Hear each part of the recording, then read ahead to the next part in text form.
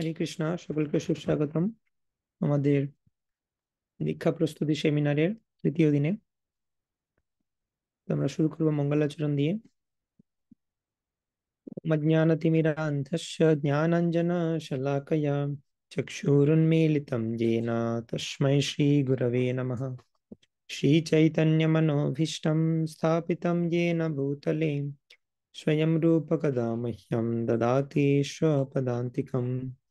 वन्देऽहं श्रीगुरो श्रीयुतापदकमलं श्रीगुरून् वैष्णवांश्च श्रीरूपं साग्रजातं सहगणा रघुनाथान्वितं तं सजीवं साद्वैतं सावधूतं परिजनसहितं कृष्णचैतन्यदेवं श्रीराधाकृष्णपादान् सहगणा ललिता श्रीविशाखान्वितांश्च नमो विष्णुपादाय कृष्णपृष्ठाय भूतले श्रीमते भक्तिवेदान्त स्वामिनिति नामिने।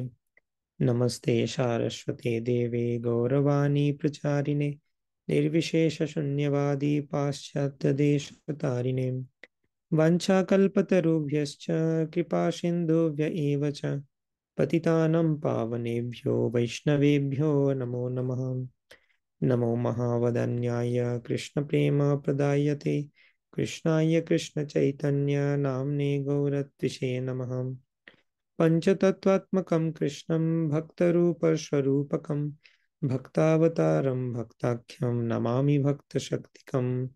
हे कृष्ण करुणा सिन्धो दीनबन्धो जगत्पते गोपेश गोपिकान्त राधाकान्त नमोऽस्तुते। तप्त कांचन गौरांगी राधे वृंदावनेश्वरी वृषभानुसुते देवी प्रणमामि हरिप्रिये। नीलाचल निवासाय नित्याय परमात्मने बलभद्र सुभद्राभ्यां जगन्नाथाय ते नमः। जय श्री कृष्ण चैतन्य प्रभु नित्यानंद श्री अद्वैत गदाधर शिवासादि गौर भक्तवृंद। हरे कृष्णा कृष्ण कृष्ण हरे हरे हरे राम राम राम हरे हरे। হরে কৃষ্ণ। তো বিগত 2 দিন ধরে আমরা বিভিন্ন জিনিস আলোচনা করেছি, যেমন প্রথম দীক্ষা গ্রহণের প্রয়োজনীয়তা কি, এবং 4টি বনাফাইড বৈষ্ণব সম্প্রদায় কি, কোন সম্প্রদায়ে আমরা দীক্ষা গ্রহণ করব, ইস্কন কোন সম্প্রদায়ের মধ্যে পড়ে, এবং ইস্কনের স্পেশালিটি কি আছে। কারণ এখানে পরমেশ্বর ভগবান চৈতন্য মহাপ্রভু রূপে রিঅ্যাপিয়ার করে তিনি দ্বিতীয়বার এই সম্প্রদায়ে এসেছেন। তো সেই জন্য এই সম্প্রদায়ের মাহাত্ম অধিক। 3 ধরনের গুরু, শিক্ষা গুরু, দীক্ষা গুরু, বর্তমাপদেশক গুরু আমরা আলোচনা করেছি, এবং প্রভুপাদাশ্রয়ের যোগ্যতা, চরণাশ্রয়ের যোগ্যতা, প্রথম দীক্ষার যোগ্যতা, এগুলো আলোচনা করেছি। সাধারণ জ্ঞাতব্য, জেনারেল নলেজ কি কি জানা উচিত দীক্ষা প্রার্থীদের, এবং শিল প্রভুপাদের কি কি গ্রন্থ পড়তে হবে। পার্সোনাল সাধনা আমরা আলোচনা করেছি। সাধু সঙ্গ, নাম কীর্তন, ভাগবত শ্রবণ, মথুরাবাস, শ্রীমূর্তির শ্রদ্ধেয়া সেবন, এই 5টা জিনিস আমাদের করা উচিত। সাধুদের সঙ্গ, গীতা ভাগবত ইত্যাদি গ্রন্থ পাঠ, এবং পরমেশ্বর ভগবানের দিব্য নাম কীর্তন।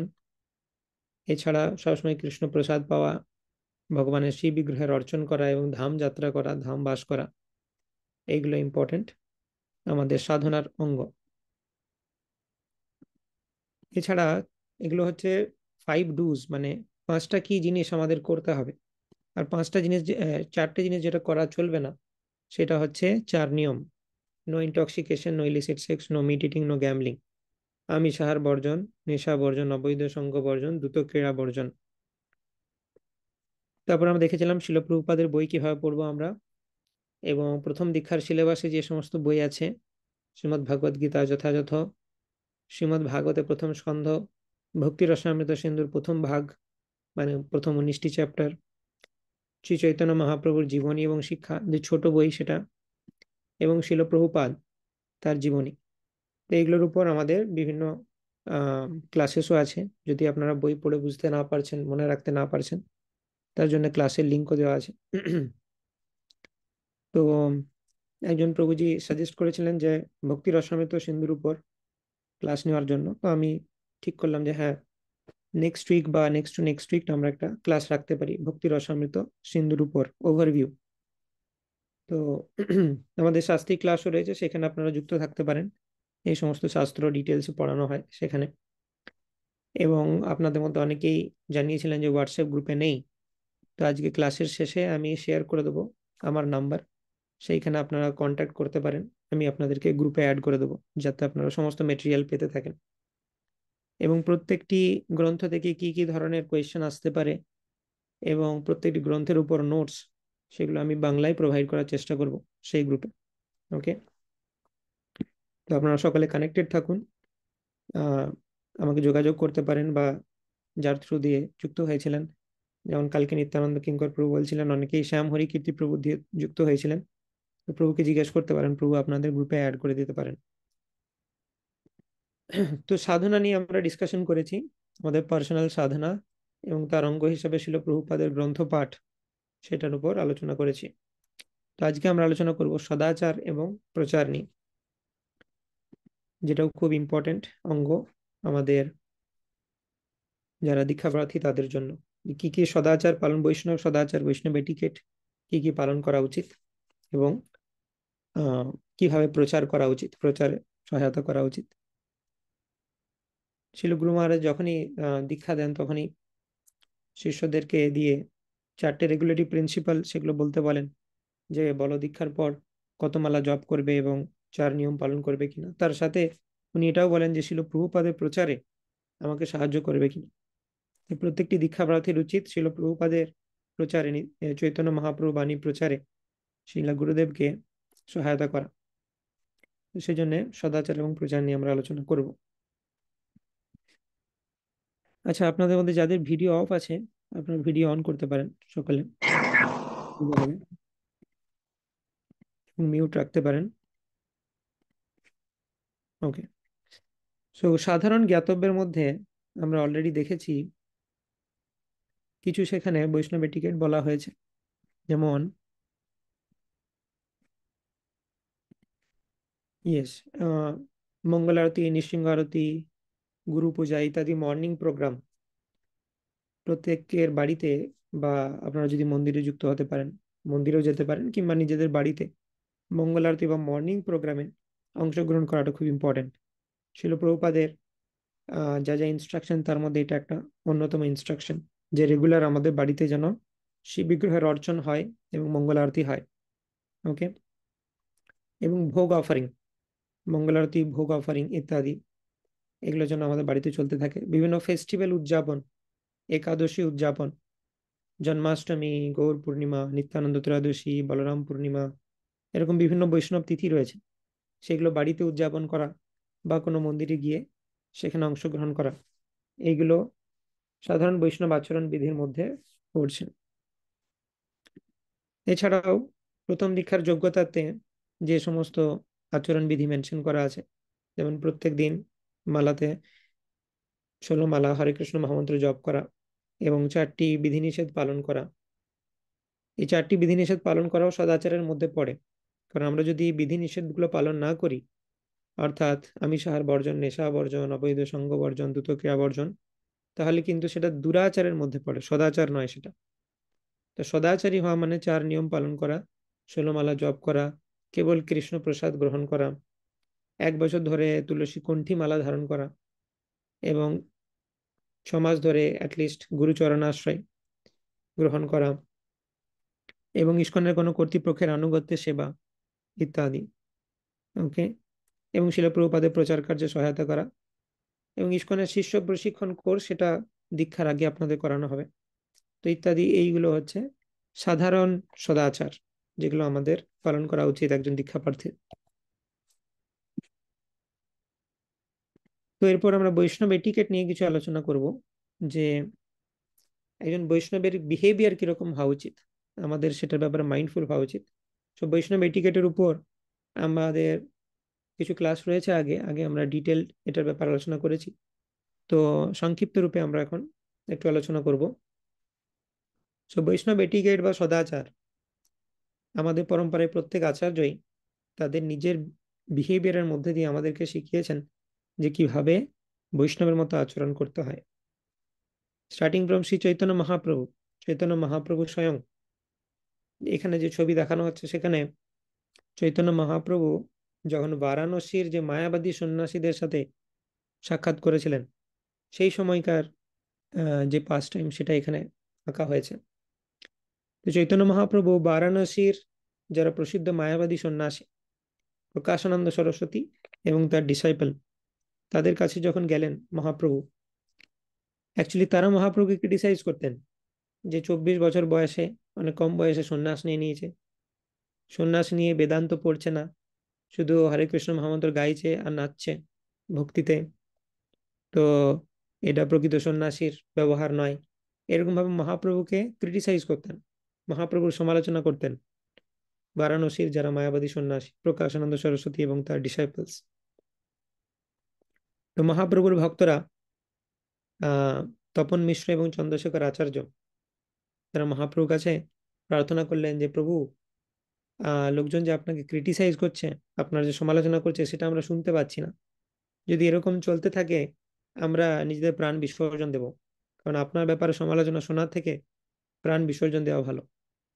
যে তখন চৈতন্য মহাপ্রভু মৃদু হাসলেন এবং তিনি বললেন ঠিক আছে, আমি ব্যবস্থা করব। তো তখন একজন ব্রাহ্মণ এসে ইনভাইট করলেন চৈতন্য মহাপ্রভুকে যে আমার বাড়িতে সমস্ত সন্ন্যাসীদেরকে ডেকেছি, এমন এবং মায়াবাদী সন্ন্যাসীদেরকেও ডেকেছি, তো আপনি যদি কৃপা করে আসেন। সে ব্রাহ্মণ মহাপ্রভুকে বললেন যে আমি জানি যে যেখানে মায়াবাদী সন্ন্যাসীরা যায় সেখানে আপনি যান না, তবুও যদি এই ব্রাহ্মণের উপর কৃপা করে আপনি যান। তো মহাপ্রভু গেলেন সেখানে এবং গিয়েই প্রথমে যেখানে বাকি সন্ন্যাসীরা পা ধোয়েন, সে পা ধোয়ার জায়গাতে গিয়ে মহাপ্রভু বসেছেন। তো প্রকাশানন্দ সরস্বতী তিনি মহাপ্রভুর কাছে আসেন। তারা যখন দেখেন একজন সন্ন্যাসী এসে আমাদের পা ধোয়ার জায়গায় বসে আছে, তাদের হৃদয় বিগলিত হয় এবং প্রকাশানন্দ সরস্বতী নিজে এসে মহাপ্রভুকে হাতে ধরে উঠিয়ে নিয়ে যেতে চান যে তুমি এখানে বসেছো কেন, কি ব্যাপার তোমার, তোমার দেহ থেকে তো এত সুন্দর জ্যোতি বেরোচ্ছে, দেখে তো মনে হচ্ছে তুমি নারায়ণ। প্রকাশানন্দ সরস্বতী মহাপ্রভুকে বলছে দেখে তো মনে হচ্ছে নারায়ণ, অ্যাকচুয়ালি ঠিকই মনে হচ্ছে উনি নারায়ণ, উনি নারায়ণেরও আদি। তো বলছে তুমি তো এখানে বসে আছো কেন সন্ন্যাসী হয়ে, আমাদের সাথে বসো। আর তারপর মহাপ্রভুকে বলছেন যে আমরা তো চাই যে তুমি আমাদের সঙ্গ করো, কিন্তু তুমি আমাদের সাথে কোনো কানেকশনই রাখো না, তুমি শুধু হরে কৃষ্ণ মহামন্ত্র গাও আর নেচে বেড়াও। হ্যাঁ, সন্ন্যাস গ্রহণ করে তুমি বেদান্ত পড়ছো না, এটা কিরকম আচরণ। তো মহাপ্রভু অত্যন্ত বৈষ্ণবীয় ভাবে আচরণ করেন তাদের সাথে এবং তাদের হৃদয় বিগলিত হয়। মহাপ্রভু যদি তাদের সাথে গিয়ে তর্ক শুরু করে দিতেন তো তোমাদের ফিলসফি হচ্ছে মায়াবাদ, আমি রিফিউট করে দেবো মায়াবাদ, তাহলে কিন্তু ওনারা মানে ওনাদের যে হৃদয় সেটা পরিবর্তন হতো না। তারপর মহাপ্রভুর সাথে কথোপকথন হয়, ফিলোসফি নিয়েও ডিসকাশন হয়। মহাপ্রভু বলেন যে ব্যাসদেব কিভাবে বেদান্ত সূত্রের উপর ন্যাচারাল কমেন্ট্রি দিয়েছেন শ্রীমদ্ ভাগবতম, যেটা স্বাভাবিক কমেন্ট্রি। আর শঙ্করাচার্যের ফলোয়াররা যারা মায়াবাদী সন্ন্যাসী, তারা কিভাবে শারীরিক ভাষ্য ফলো করে, সেটা বেদান্ত সূত্রের আনন্যাচারাল কমেন্ট্রি। গ্রামাটিক্যাল ওয়ার্ড জাগলারির মাধ্যমে শঙ্করাচার্য প্রত্যেকটি বেদের প্রত্যেকটি শ্লোকের অর্থকে পরিবর্তন করেছেন এবং সেটার মায়াবাদী এক্সপ্লেনেশন দিয়েছেন। মায়াবাদ মানে বেসিক্যালি হচ্ছে যে মায়াবাদীরা মনে করে জীব আর ভগবান এক, মুক্তির পর জীব আর ভগবান এক হয়ে যায়। এটা কখনোই কারেক্ট নয়। চৈতন্য মহাপ্রভু এবং আমাদের সমস্ত আচার্যরা মায়াবাদের বিরুদ্ধে আমাদেরকে আহ সতর্ক করে গেছেন যে কখনোই আমাদের মায়াবাদী ভাষ্য শোনা উচিত নয়। ওকে, তো এভাবে চৈতন্য মহাপ্রভু নিজে বৈষ্ণব এটিকেটের প্রচার করেছেন। এছাড়াও চৈতন্য মহাপ্রভু যারা ডিসাইপল ষড় গোস্বামী, তাদের মাধ্যমে তিনি বৈষ্ণব এটিকেটের প্রচার করেছেন। ষড় গোস্বামী তাদের ব্যবহার এরকম ছিল যে বৃন্দাবনে তাদেরকে বলা হতো ধীরা ধীরা জনপ্রিয় প্রিয় করো, অর্থাৎ ধীর অধীর সমস্ত ব্যক্তি গোস্বামীদেরকে ভালোবাসতেন। এমনকি নাস্তিক ব্যক্তিরাও যারা ভগবানকে ক্রিটিসাইজ করেন, কৃষ্ণকে গালি দিচ্ছেন, অথচ বলেন না সনাতন গোস্বামীর মতো ভালো মানুষ হয় না, রূপ গোস্বামীর মতো ভালো মানুষ হয় না। তো আমাদের যে আচার্যরা ষড় গোস্বামী, তাদের বিহেভিয়ার, তাদের আচার ব্যবহার এরকম ছিল যেমন কি নাস্তিক ব্যক্তিরা কৃষ্ণকে গালি দিচ্ছে কিন্তু সনাতন গোস্বামীকে বলছে ভালো। তো এইরকম ভাবে ধীর অধীর সমস্ত ব্যক্তিদের প্রিয় ছিলেন আমাদের আচার্যরা। তো এইভাবে আমাদেরকে শিখতে হবে যে কিভাবে বৈষ্ণবীয় আচরণ করতে হয়। অনেক সময় আমাদের প্রচার করার দরকার নেই, শুধুমাত্র বৈষ্ণবীয় আচরণ থাকলেই প্রচার অটোমেটিক হয়ে যাবে। কিছু বলার দরকার নেই, যখন একজন দেখবে যে আমি কত সুন্দরভাবে কথা বলছি, কত কাম এন্ড কম্পোজড, হ্যাঁ, কত এমপ্যাথি দিয়ে আমি শুনছি লোকজনের কথা, তো সেই রকম আচরণের মাধ্যমে আমি কিভাবে আমার সিনিয়রদের সাথে ডিল করছি, জুনিয়রদের সাথে ডিল করছি, ইকুয়ালসদের সাথে ডিল করছি, এটার মাধ্যমে লোকজন আকর্ষিত হবে এই বৈষ্ণব ব্যবহারের মধ্যে দিয়ে। কারণ এই জগতে বৈষ্ণবীয় ভাবে ব্যবহার কেউ করে না, সব জড়জাগতিক মানুষের মতো ব্যবহার করে, স্বার্থপরের মতো ব্যবহার করে। তো যখনই কেউ বৈকুণ্ঠের মানুষের মতো ব্যবহার করবে, বৈষ্ণবীয় ব্যবহার মানে কি, বৈকুণ্ঠের মানুষের মতো ব্যবহার, তখন স্বাভাবিকভাবে লোকজন আকৃষ্ট হবে যে এর মধ্যে কিছু একটা স্পেশাল আছে, এর ডিলিংস অন্যজনের সাথে, যেমন একজন বৈষ্ণবের সাথে, প্রকৃত যে বৈষ্ণব তার সাথে কথা বলে আমি একটা আলাদা আনন্দ অনুভব করব। আমার মনে হবে যে এই জগতের কোনো ব্যক্তি এরকম নয়, এনার মধ্যে কিছু একটা স্পেশাল আছে, এনার সাথে যখনই কথা বলি ভালো লাগে আমার।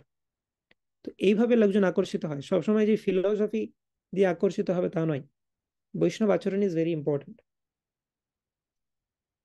আমাদের যারা ইনিশিয়েটেড ডিভোটি তাদের কখনোই অবৈষ্ণবীয় ভাবে আচরণ করা উচিত নয়। যে আমরা মাঝে মধ্যে এরকম শোনা যায় যে আমাদের ভক্তরা মাঝে মধ্যে অভক্তদের সাথে ঝগড়া করছে তাদের সাথে। তো এই জিনিসগুলো ঠিক নয়, আমাদের সবসময় কাম এন্ড কম্পোজ থাকা উচিত, বৈষ্ণবীয় ভাবে আচরণ করা উচিত। আমাদের ভাবা উচিত যে ওই সিচুয়েশনে যদি আমার জায়গায় কোনো উচ্চতর বৈষ্ণব থাকতেন, শিল প্রভুপাদ থাকতেন, বা ভক্তি সিদ্ধান্ত সরস্বতী ঠাকুর থাকতেন, বা সনাতন গোস্বামী, রূপ গোস্বামী থাকতেন, চৈতন্য মহাপ্রভু থাকতেন, তিনি কিরকম আচরণ করতেন। মানে পাবলিকলি হয়তো কেউ আমাকে কিছু একটা বলে দিল, আর আমি একদম উত্তেজিত হয়ে তাকে একদম গালাগাল দিতে আরম্ভ করে দিলাম। দ্যাটস নট বৈষ্ণবী আচরণ। মহাপ্রভু কি বলছেন, তার শিক্ষাষ্টকে মহাপ্রভু শিক্ষা কি, ঋণাদপি শুনিচেন তরোরি বা সহিষ্ণুনা আমানি না মানদি না কীর্তনীয় সদাহরি। তো মহাপ্রভু বলেছেন মানের আশা না করতে, আমানি না মানদে না। আমাদের উচিত সবাইকে রেসপেক্ট দেওয়া, কিন্তু আমরা, আমাদেরকে কেউ যদি ক্রিটিসাইজ করে কিছু বলা উচিত নয়। এই যে মহাপ্রভুকে মায়াবাদী সন্ন্যাসীরা ক্রিটিসাইজ করেছিলেন, মহাপ্রভু সহ্য করেছিলেন চুপচাপ, কিচ্ছু বলেননি। কিন্তু যখন মহাপ্রভুর ভক্তরা এসে বলল যে প্রভু আপনি যদি কিছু একটা না করেন তাহলে আমরা প্রাণ ত্যাগ করবো, তখন মহাপ্রভু স্টেপ নিলেন যে ঠিক আছে এবার যেতে হবে। এবং গিয়েও মহাপ্রভু তাদের সাথে ঝগড়া লেগে যাননি, তাদের সাথে অত্যন্ত হাম্বল ওয়েতে আচরণ করেছিলেন এবং তাদের হৃদয়কে জয় করেছিলেন। তো এইটা হচ্ছে ওয়ান অফ দি বৈষ্ণব এটিকেট, যে যখন কেউ আমাকে ক্রিটিসাইজ করবে আমার চুপ থাকা উচিত। কিন্তু যখন অন্য বৈষ্ণবদেরকে ক্রিটিসাইজ করা হচ্ছে তখন আমার বলা উচিত যে না, এটা আপনি ভুল বলছেন, উনি এরকম নয়, ওনার সম্বন্ধে আপনি জানেন না। অন্য বৈষ্ণবেরকে যখন ক্রিটিসাইজ করা হবে উই শুড ডিফেন্ড, কিন্তু আমার নিজেকে যখন ক্রিটিসাইজ করা হবে তখন আমাদের সেটা সহ্য করা উচিত।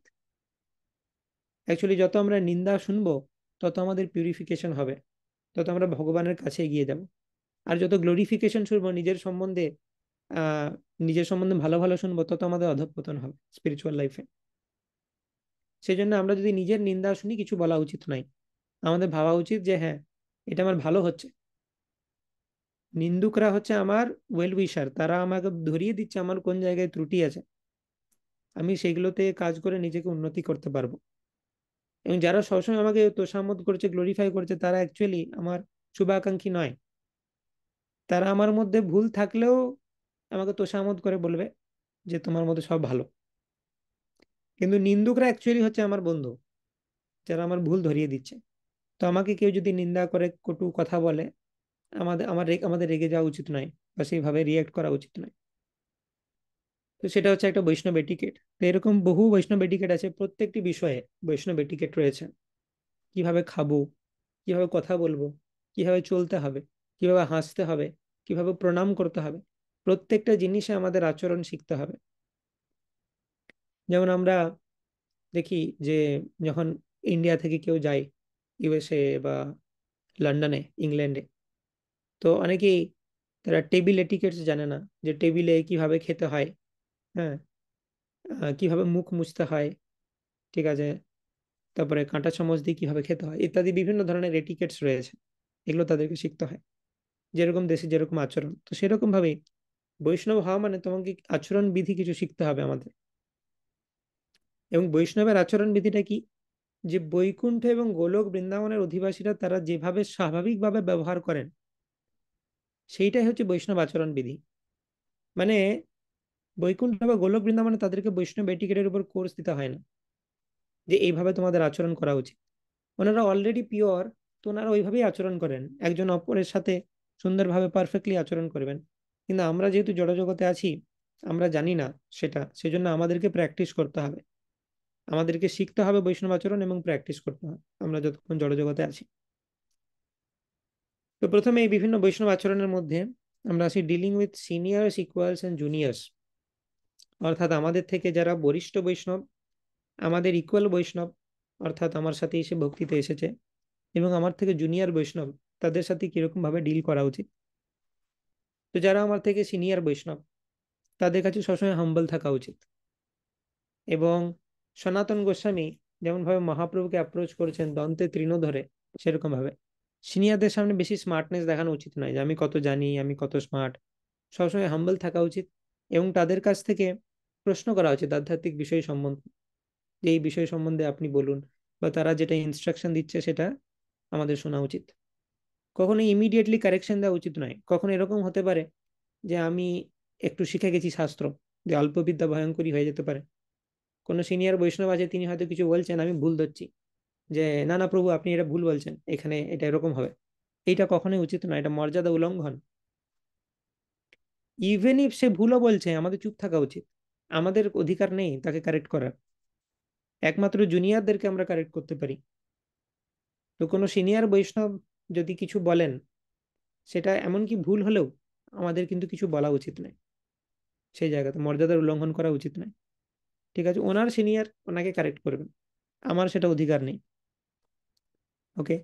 তারপর সিনিয়রদেরকে এরকম জিজ্ঞেস করা উচিত নয় যে প্রভু আপনি কেমন আছেন, আপনার সব ঠিকঠাক চলছে তো।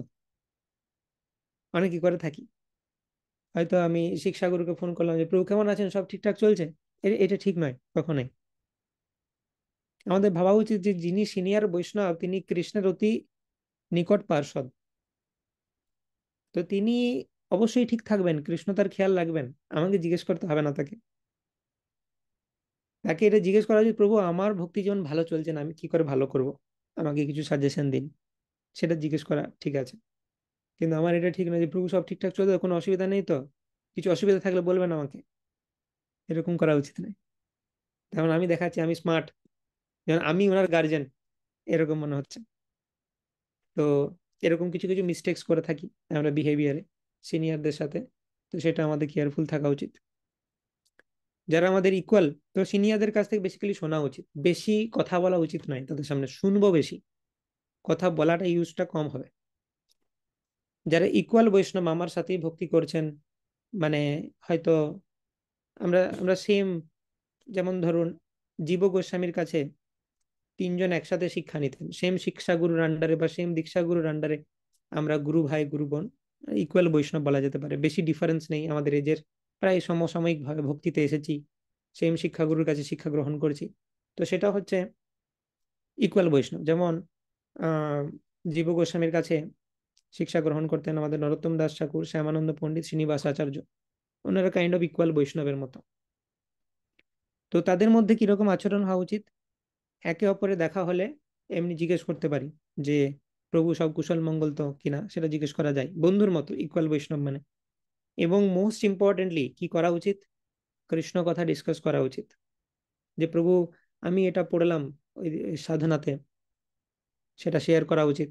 এবং তার কাছ থেকে জিজ্ঞেস করা উচিত, প্রভু আপনি কিছু বলুন কৃষ্ণ সম্বন্ধে, আমাকে জানান। রাইট।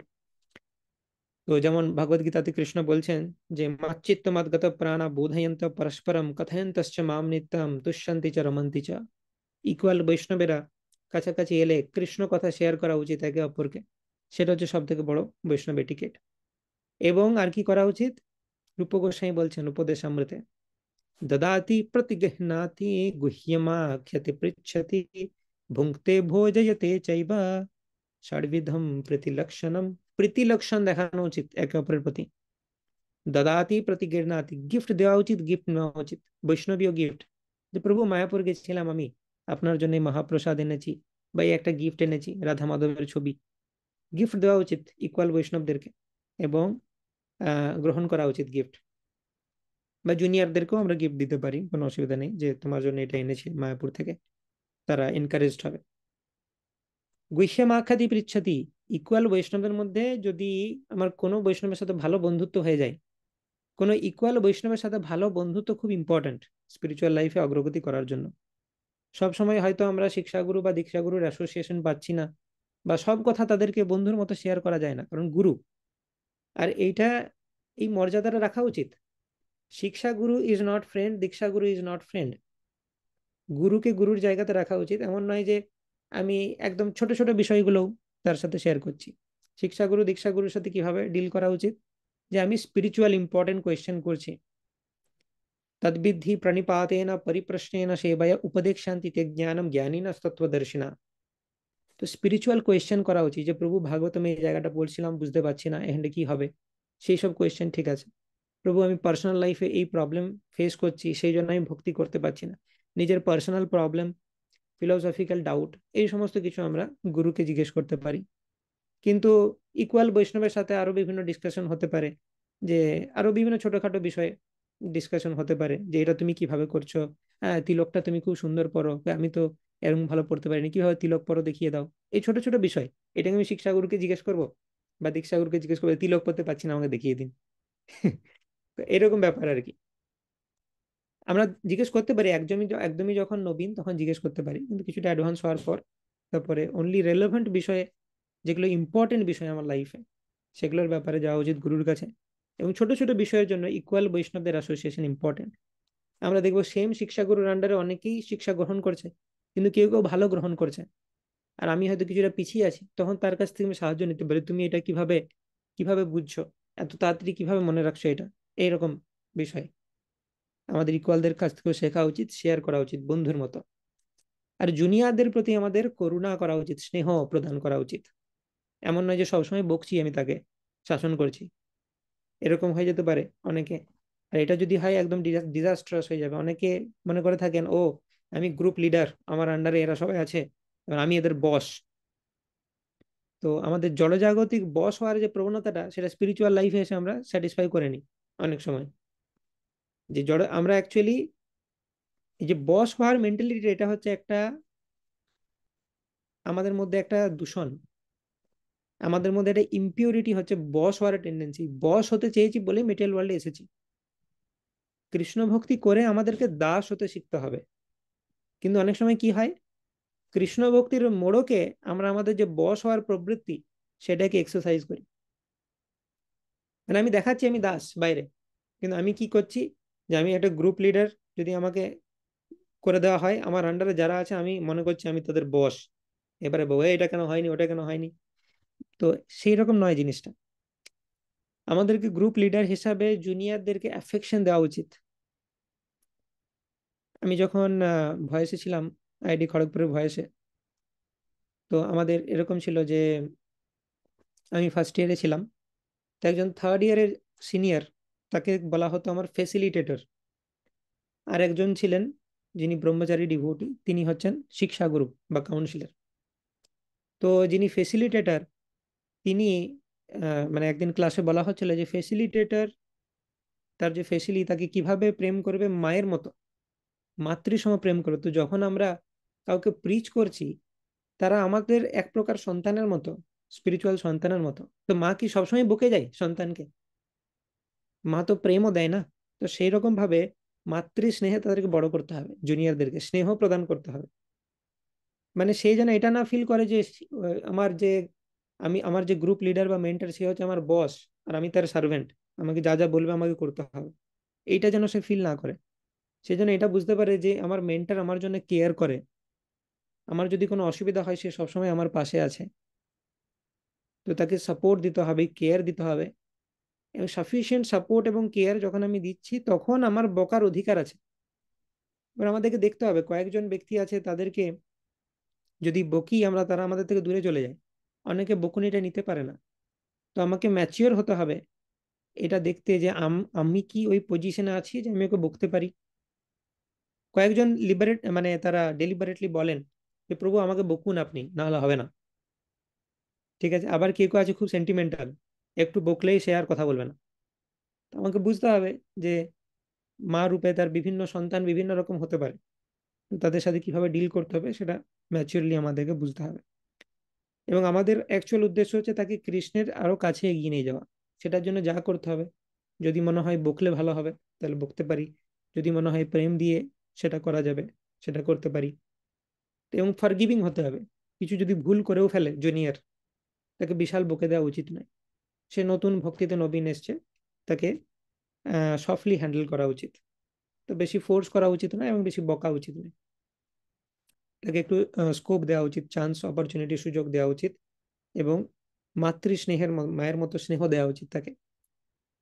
তো এইভাবে আমরা ভালোভাবে ডিল করতে পারি সিনিয়রদের সাথে, ইকুয়ালদের সাথে, জুনিয়রদের সাথে। ওকে, নেক্সট আসছি আমরা সোশ্যাল মিডিয়া এটিকেটস। এখন সোশ্যাল মিডিয়ার যুগ, সবারই ফেসবুক, ইনস্টাগ্রাম, হোয়াটসঅ্যাপ রয়েছে, প্রচুর ভক্ত রয়েছেন। এটা হয়তো সনাতন গোস্বামী যখন বৈষ্ণব এটিকেট লিখছিলেন তখন উনি সোশ্যাল মিডিয়া এটিকেটস লেখেননি, কিন্তু আজকাল এখন ইসকনে যে ক্লাস হচ্ছে এখানে আমাদেরকে লিখতে হচ্ছে সোশ্যাল মিডিয়া এটিকেটস কি ফলো করা উচিত। তো এটার কারণ হচ্ছে অনেকে আমরা দেখব যে হয়তো প্রথম দীক্ষা নিচ্ছেন, কিন্তু সোশ্যাল মিডিয়াতে, ফেসবুকে, হোয়াটসঅ্যাপে লেহেঙ্গা পরে গোপীদের মতো নাচছেন, বৃন্দাবনে গোপীদের মতো এইসব রিল বানাচ্ছেন টিকটকে। This is not good. এটা এটা আমাদের আচার্যরা শেখায়নি এইভাবে ভক্তি করা। তো আমাদেরকে খুব সেন্সিটিভ থাকতে হবে সোশ্যাল মিডিয়াতে আমাদের আচরণ কিরকম হচ্ছে সেটা নিয়ে। এমন কোনো আচরণ করা উচিত নয় যেটা ছিল প্রভুপাদ গুরু মহারাজের প্রতিচ্ছবিটাকে আহ নামিয়ে দেবে সবার চোখের সামনে। আমাদের খুব আইডিয়াল বৈষ্ণব ভাবে আচরণ করা উচিত। সোশ্যাল মিডিয়াতে আমরা কি করতে পারি, গীতা ভাগবত এটাকে আমরা প্রচারের মিডিয়াম হিসেবে কাজে লাগাতে পারি, তাহলে কোনো অসুবিধা নেই। গীতা ভাগবত থেকে কিছু শেয়ার করতে পারি, ফিলোসফিক্যাল জিনিস, যাতে লোকজন সেটা দেখে আকৃষ্ট হয় সনাতন ধর্মের প্রতি। মানে চিপ কিছু ভিউজ পাওয়ার জন্য আমাদের এটা করা উচিত নয় যে আমি সোশ্যাল মিডিয়াতে ফেমাস হতে চাইছি সেজন্য নাচ গান করছি, রিল বানাচ্ছি। এই জিনিসগুলো ঠিক নয়। সেখানে আমরা প্রচার করতে পারি গীতা ভাগবতের সিদ্ধান্ত, সেগুলো ডিসকাস করতে পারি, বাট কোনো প্রকার মিসইউজ করা ঠিক নয়। মানে কৃষ্ণকে ইউজ করে আমি নিজের পপুলারিটি বাড়াচ্ছি, আমার ফলোয়ার বাড়াচ্ছি ইনস্টাগ্রামে, এই জিনিসটা ঠিক নয়। এটা এটা কিন্তু খুব বড় অপরাধ। এবং আমাদের ড্রেসটা ঠিক হতে হবে। এই বৈষ্ণব ড্রেসটাকে নিয়ে আমি মজা করতে পারি না। বৈষ্ণব ড্রেস নিয়ে আমি রিল বানিয়ে দেখাচ্ছি যে তখন আমি বৈষ্ণব হয়ে গেছি, ইটস নট আ ফ্যাশন। ভক্তিটাকে আমি ফ্যাশনের মতো করে প্রজেক্ট করতে পারি না। ঠিক আছে, এরকম সোশ্যাল মিডিয়া এটিকেটস ফলো করা উচিত। আমাদের দেখা উচিত যে সিনিয়র ডিভোটিরা তারা কিরকম আচরণ করছেন। শিল প্রভুপাদের কোনো ডিসাইপল মাতাজি বা প্রভুজি তাদেরকে এরকম আমরা করতে দেখবো? কখনোই করতে দেখবো না। তো সেরকম আমাদের ফলো করা উচিত, যদ যদ আচরতি শ্রেষ্ঠস্তত্ত্ব দেবে তরোজনা। ওকে, তো এরকম সোশ্যাল মিডিয়াতে আমাদের যেন বৈষ্ণবী আচরণ বজায় থাকে সেটা দেখতে হবে। তো এরপর ডিটিস, ভগবানের যে বিগ্রহ সেটাকে হ্যান্ডলিং এর ব্যাপারে কিছু এটিকেটস রয়েছে। বিগ্রহকে কিভাবে প্রণাম করব, যখন আমরা বিগ্রহকে প্রণাম করছি সাষ্টাঙ্গ প্রণাম করা উচিত প্রভুজিদের জন্য, পঞ্চাঙ্গ প্রণাম করা উচিত মাতাজিদের জন্য। মাতাজিদের সাষ্টাঙ্গ প্রণাম করা উচিত নয়। এবং যখন আমরা প্রণাম করছি প্রণাম মন্ত্র বলা উচিত জোরে জোরে। অষ্টাঙ্গ প্রণামের অর্থ হচ্ছে যে আহ দৌর্ভ্যাম পাদভ্যাম চ জানুভ্যাম উরসা শিরসা বচা আহ উরসা শিরসা দৃশা মনসা বচসা চেতি প্রণাম অষ্টাঙ্গ ঈড়িতা।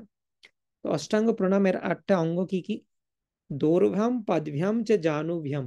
দৌর্ভ্যাম মানে হচ্ছে দুটো হাত থাকবে মাটিতে, পদভ্যাম মানে পাগুলো থাকবে মাটিতে, জানুভ্যাম আমাদের জানুও থাকবে মাটিতে। দৌর্ভ্যাম পদভ্যাম চ জানুভ্যাম উরসা শিরসা দৃশা।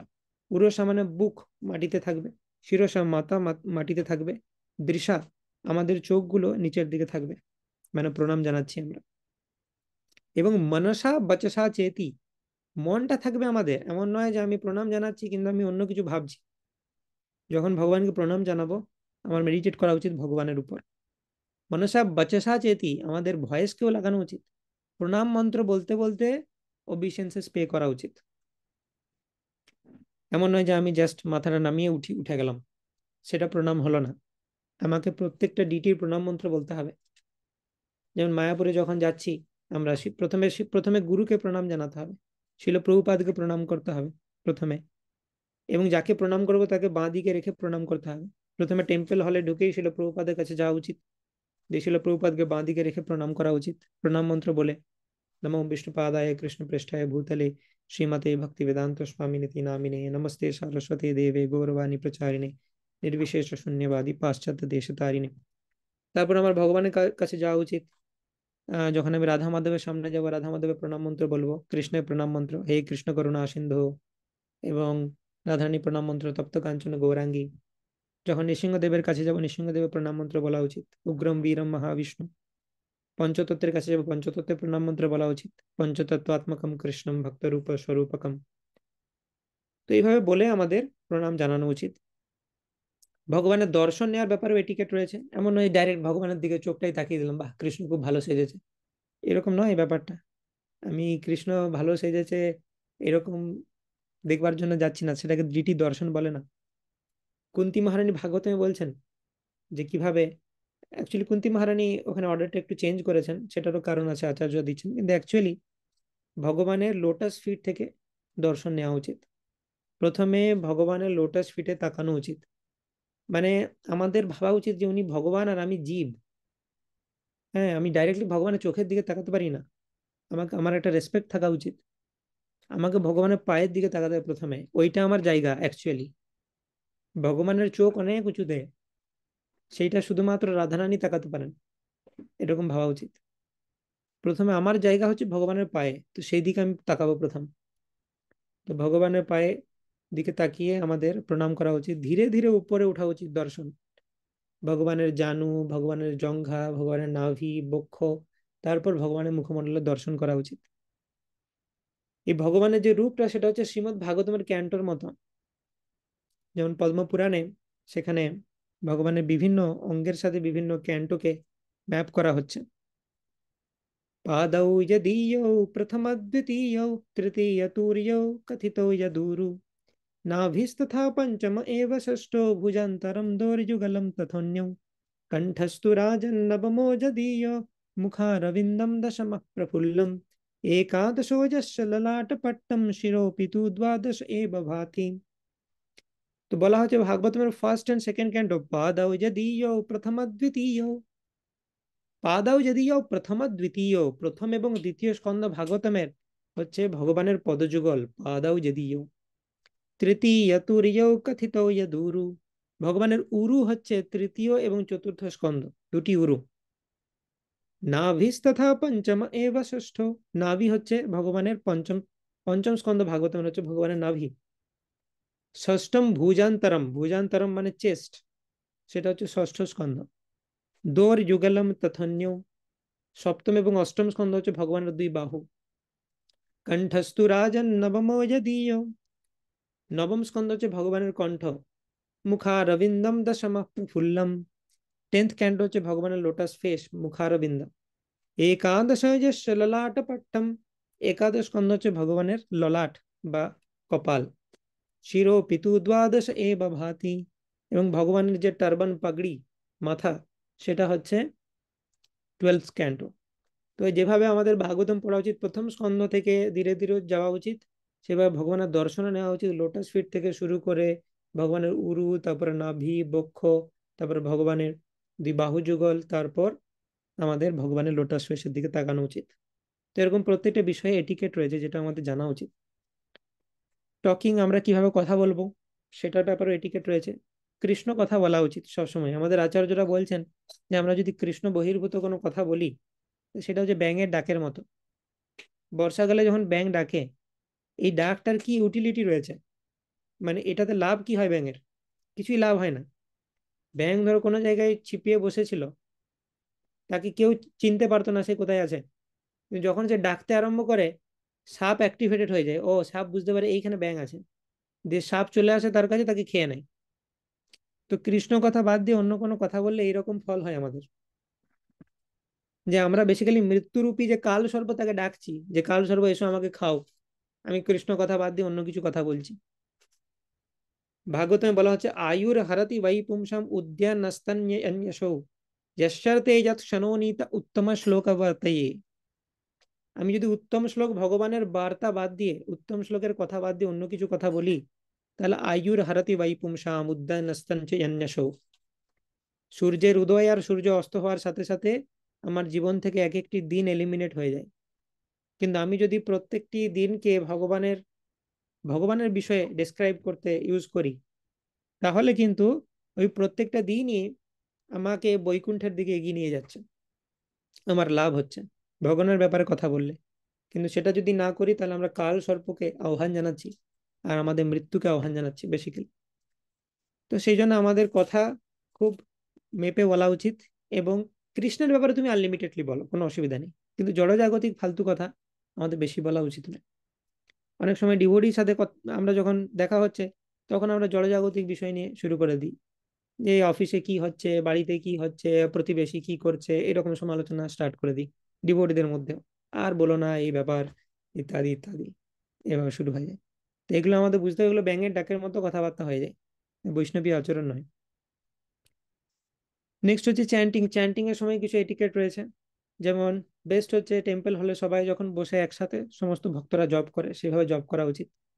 জব করতে করতে যদি আমার ঘুম পায়, আমি দাঁড়িয়ে হাঁটতে পারি, কিন্তু আমাদের বেশি ডিস্ট্রাক্টেড হয়ে যাওয়া উচিত নয় যে জব করতে করতে আমি প্রাকৃতিক সিনারি দেখে পুরো একদম ভালোভাবে আমার মনোরঞ্জন হয়ে গেল জবের সময়, ভগবানের যে হোলি নেম সেটাতে কনসেন্ট্রেট না করে আমি সেটা এনজয় করে নিলাম, সেটা ঠিক নয়। তো জবের সময় ভক্তদের সঙ্গে থেকে যদি ভক্ত সঙ্গ পাওয়া যায় বেস্ট, ভক্তের সঙ্গে একসাথে জব করা উচিত। এবং না নাও যদি পাওয়া যায়, আমাদের ভগবানের সামনে বসে, তুলসী মহারানীর সামনে বসে খুব সুন্দরভাবে মনোযোগ সহকারে জব করা উচিত। তো এটার সময় আমরা যেন না অন্য কিছু ভাবে ডিস্ট্রাক্টেড হই। আমরা ইসকনে বিভিন্ন যে সেমিনার এবং ক্যাম্পের সময় এটা খুব একটা ফেমাস নাটক সবাই করে থাকি, যে কিভাবে জব করা উচিত নয়। যারা ইসকনের ভক্ত আমরা সবাই কোনো না কোনো সময় দেখেছি ইউটিউবে, যে কিভাবে জব করতে নেই তার ডেমনস্ট্রেশন, ফোন ঘাঁটতে ঘাঁটতে জব করতে নেই, লোকের সাথে কথা বলতে বলতে, এটা আমরা সবাই দেখেছি। কিন্তু আমরা সবাই জানি কিভাবে জব করতে হয়, কিন্তু সেটা আমাদের লাইফে ফলো করতে হয়। নেক্সট আসছে আমরা বৈষ্ণব ড্রেস। ড্রেসটা হচ্ছে খুব ইম্পর্টেন্ট, যে আমাদের বৈষ্ণবের মতো ভাবে ড্রেস করা উচিত। বৈষ্ণব ড্রেসের মানে বৈশিষ্ট্য হচ্ছে যে খুব আড়ম্বরপূর্ণ হবে না, কিন্তু ক্লিন হবে, পরিষ্কার, প্রত্যেক দিন ধোয়া কাপড় আমরা পরিধান করব। এবং যারা পূজারী সার্ভিসেস করে তাদেরকে তো একাধিকবার স্নান করতে হয় এবং ফ্রেশ ক্লোথস প্রত্যেকবার পরতে হবে, তাদের অ্যাডিশনাল শুদ্ধতা মেনটেন করতে হয়।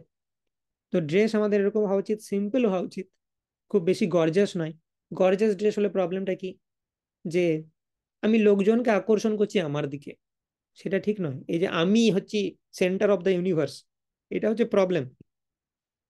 আমি নিজেকে সমস্ত ব্রহ্মাণ্ডের কেন্দ্রবিন্দু মনে করি, এইটা হচ্ছে প্রবলেম জীবের। জীবের মনে করা উচিত কৃষ্ণ হচ্ছে ব্রহ্মাণ্ডের কেন্দ্রবিন্দু আর আমি হচ্ছে একটা সামান্য সেবক, এইটা বৈষ্ণব ভাব। তো সেই জন্য খুব আড়ম্বরপূর্ণ ড্রেস পরা উচিত। যে এমন আমরা অনেক সময় দেখি কোনো বৈষ্ণবের বিয়ে বাড়িতে যাচ্ছি, আমি এমন একটা ড্রেস লাগাবো যেন সব মাতাজি আমার দিকে তাকায়, এটা কখনোই উচিত নয়, খুব বাজে মেন্টালিটি, এটা বৈষ্ণব মেন্টালিটি নয়। তো ড্রেস সিম্পল হওয়া উচিত এবং পরিষ্কার হওয়া উচিত। এমন নয় যে নোংরা ড্রেস পরে আমরা আসবো, পরিষ্কার হওয়া উচিত কিন্তু সিম্পল হওয়া উচিত, অধিক আড়ম্বরপূর্ণ ড্রেস হওয়া উচিত নয়। এবং আমাদেরকে দেখতে হবে যে সমস্ত এটিকেটস ফলো হচ্ছে কিনা বৈষ্ণব ড্রেসের জন্য। স্পেশালি মাতাজিদের জন্য অনেক রেস্ট্রিকশনস রয়েছে, যে দেহের কোনো অঙ্গ যেন দেখা না যায়।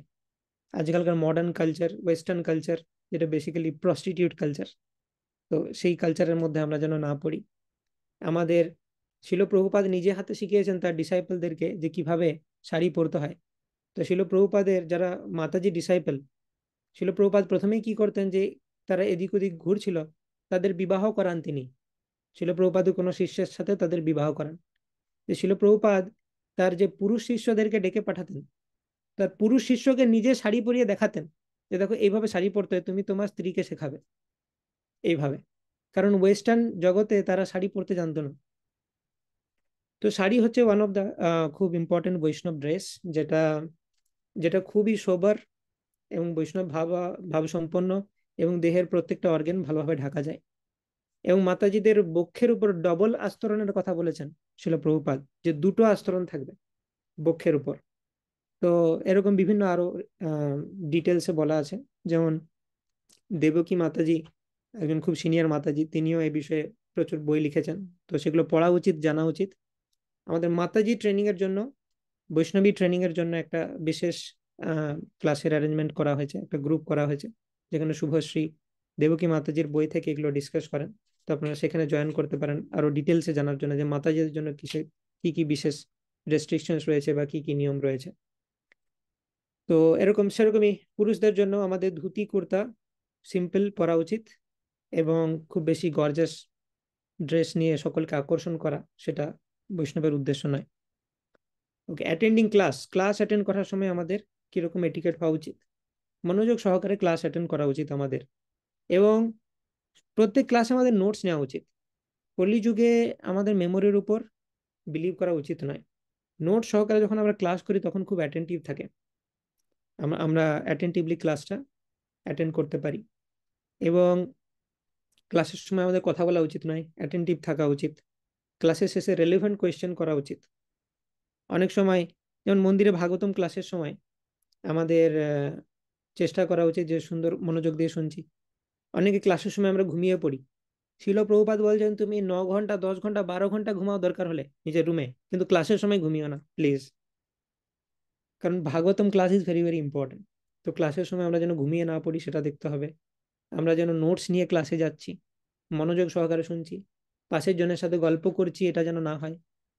অমোঘ লীলা প্রভু এরকম বলেন যে আহ, মাঝে মধ্যে দেখা যায় আমরা ক্লাস করছি, আর দুজন মাতাজি তাদের মধ্যে গল্প হচ্ছে যে ঘরে গিয়ে রুটি তরকারি বানাতে হবে, কি করব সেটা নিয়ে কথা হচ্ছে। তো এইরকম এরকম জাগতিক বিষয় নিয়ে ডিসকাশন ক্লাসের মাঝে করা উচিত নয়। এক তো আমি কথা বললে বাকিরা ডিস্টার্ব হবে, আর ভাগবতম ক্লাসে আমি যদি কথা বলছি আমি বেসিক্যালি কৃষ্ণকে ডিসরেসপেক্ট করছি, কারণ ভাগবতম ইজ কৃষ্ণ। আচ্ছা, ক্লাসের শেষে আমাদের কোয়েশ্চেন করা উচিত, রেলেভেন্ট কোয়েশ্চেন।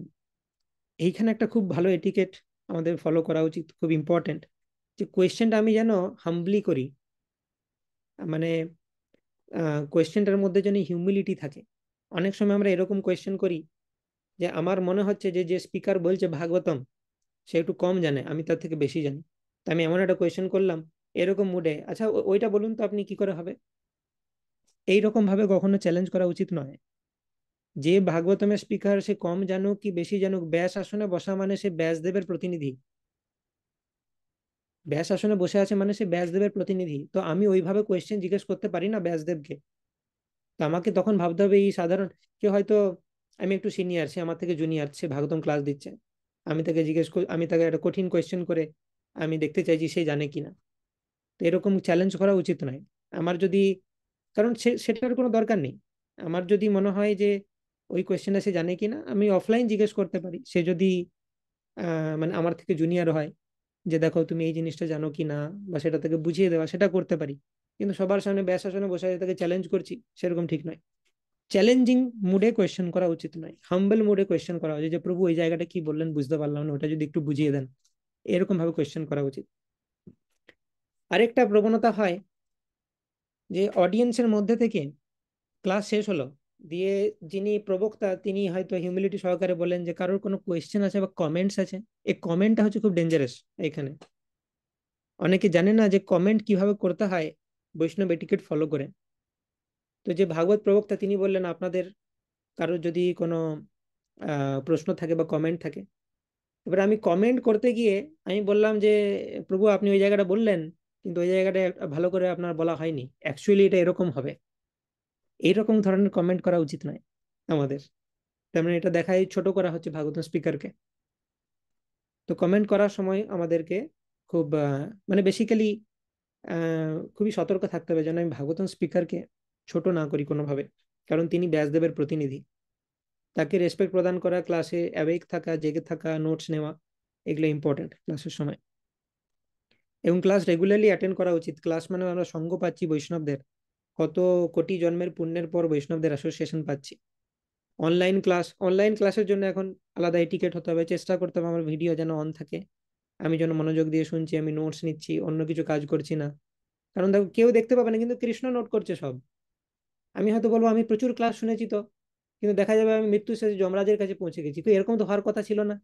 কৃষ্ণ তো বলেছে যে তুমি যদি গীতা ভাগবত পড়ো তুমি তো আমার কাছে ফিরে আসবে, আমি যমরাজের কাছে কেন এলাম? যমরাজ তখন বলবে এই হচ্ছে তোমার ক্লাসের হিস্ট্রি, আর প্রতিটা ক্লাসের সময় তুমি এই এই কাজ করছিলে, সেই কারণে তুমি আমার কাছে এসেছো। তো সেটা আমাদেরকে বুঝতে হবে যে আমরা যেন ক্লাসগুলো সিরিয়াসলি নিই। যখনই কোনো ক্লাস অ্যাটেন্ড করব, সপ্তাহে সাপ্তাহিক ক্লাস হতে পারে বা যাই হোক, আমার সেই সেই সময়টা ব্লক করে রাখা উচিত যে অন্য কোনো কাজ করব না। বাকি সপ্তাহে 6 দিন আমরা প্রচুর টাইম পাচ্ছি, সেই সময় আমাদের কাজগুলো সেরে নেওয়া উচিত, ওই টাইমটা ফ্রি রাখা উচিত যে ক্লাস করব, ক্লাস করার মতো করে করব। এমন নয় যে আমি ওইটা করতে করতে সব কাজ করছি। ঠিক আছে। আর যদি একান্তই আমার খুব বিজি স্কেডিউল থাকে তাহলে ঠিক আছে, কিন্তু মনোযোগ দিয়ে শোনা উচিত। বা পরে আমি সেটাকে আমি শুনতে থাকলাম, হয়তো কাজ করতে করতে শুনছি ভিডিও অফ রেখে, কিন্তু পরবর্তীকালে আমি সেটা রেকর্ডিং থেকে ভালো করে নোটস নিয়ে নিলাম, সেটাও করা যেতে পারে। কিন্তু চেষ্টা করা উচিত যে লাইভ ক্লাস অ্যাটেন্ড করব এবং ভিডিও অন রাখবো, নোটস নিয়ে আমরা ক্লাস করব। ক্লাসের ব্যাপারে আমাদেরকে সিরিয়াস হতে হবে, কারণ ক্লাস মানে হচ্ছে কৃষ্ণ কথা, হরি কথা, এটা হচ্ছে স্বয়ং কৃষ্ণ। কীর্তন এবং ড্যান্সিং এর এটিকেট রয়েছে, অর্থাৎ কীর্তন করার সময় এবং কীর্তনে ডান্স করার সময় আমাদের কিছু এটিকেট ফলো করা উচিত। এটা ব্যাপারে দেবকী মাতাজি খুব ভিভিডলি বলেন। কীর্তন কখনো এরকম উচিত নয়, প্রথম কথা, যে আমার নিজের থেকে মাইকটা ধরে নেওয়া উচিত নয় কীর্তন করার জন্য, যে চলো আমি করি কীর্তন, এরকম করা উচিত নয়। কোন একটা প্রোগ্রামে গেছি, সেখানে যে সব থেকে বরিষ্ঠ বৈষ্ণব, তিনি বলবেন, ইনস্ট্রাকশন দিবেন যে কে কীর্তন করবে, তার যাকে মনে হবে। তো আমাকে যদি দেওয়া হয় মাইক, তবেই কীর্তন করা উচিত। আমার নিজের থেকে মাইকটা নিয়ে কীর্তন করতে আরম্ভ করে দেওয়া উচিত নয়। এটার মানে দেবকী মাতাজি বলেন এটা হচ্ছে গাধার মতো বিহেভিয়ার। গাধা যেমন ব্যয় করে আওয়াজ বের করে, কিন্তু গাধা নিজে মনে করে আমি খুব সুরেলা কণ্ঠে গান করছি, কিন্তু সেটা বিকট লাগে বাকিদের ক্ষেত্রে। তো এটা হচ্ছে গাধার মেন্টালিটি। আমি যদি নিজে মাইকটা নিয়ে গান করতে আরম্ভ করে দিই, তার মানে কি আমি মনে করে আমি বিরাট কীর্তনিয়া, কিন্তু অ্যাকচুয়ালি আমি গাধার মতো কীর্তন করব। মানে যদি আমি সুরেলা কীর্তনও করি, কিন্তু কীর্তনটার মধ্যে কোনো সাবস্টেন্স থাকবে না, সেটা গাধার মতো কীর্তনই হবে। কিন্তু কোনো সিনিয়র বৈষ্ণব যদি আমাকে ইনস্ট্রাকশন দেন তারপর যদি কীর্তন করি, তাহলে পোটেন্সি থাকবে, সেই কীর্তনটার কোনো মিনিং আছে। আচ্ছা, কীর্তনের সময় অনেকে বিভিন্ন মানে সুরের ভেরিয়েশন করে, দেখাই যায় দেখো আমি কত সুর জানি, এত কমপ্লেক্স টিউনে গাইবে যে যারা শ্রোতা তারা কিছু বুঝতেই পারবে না, ফলোই করতে পারবে না। সেই শুধু দেখাচ্ছে দেখো আমি কত কীর্তন জানি, কত মিউজিক আমি এক্সপার্ট। এই ধরনের কীর্তন হচ্ছে ইউজলেস কীর্তন। মানে ভগবান এই কীর্তনে একদম প্লিজড হয় না, এবং যে এই কীর্তন করছে ভগবানের প্রতি ভাব ডেভেলপ হবে না।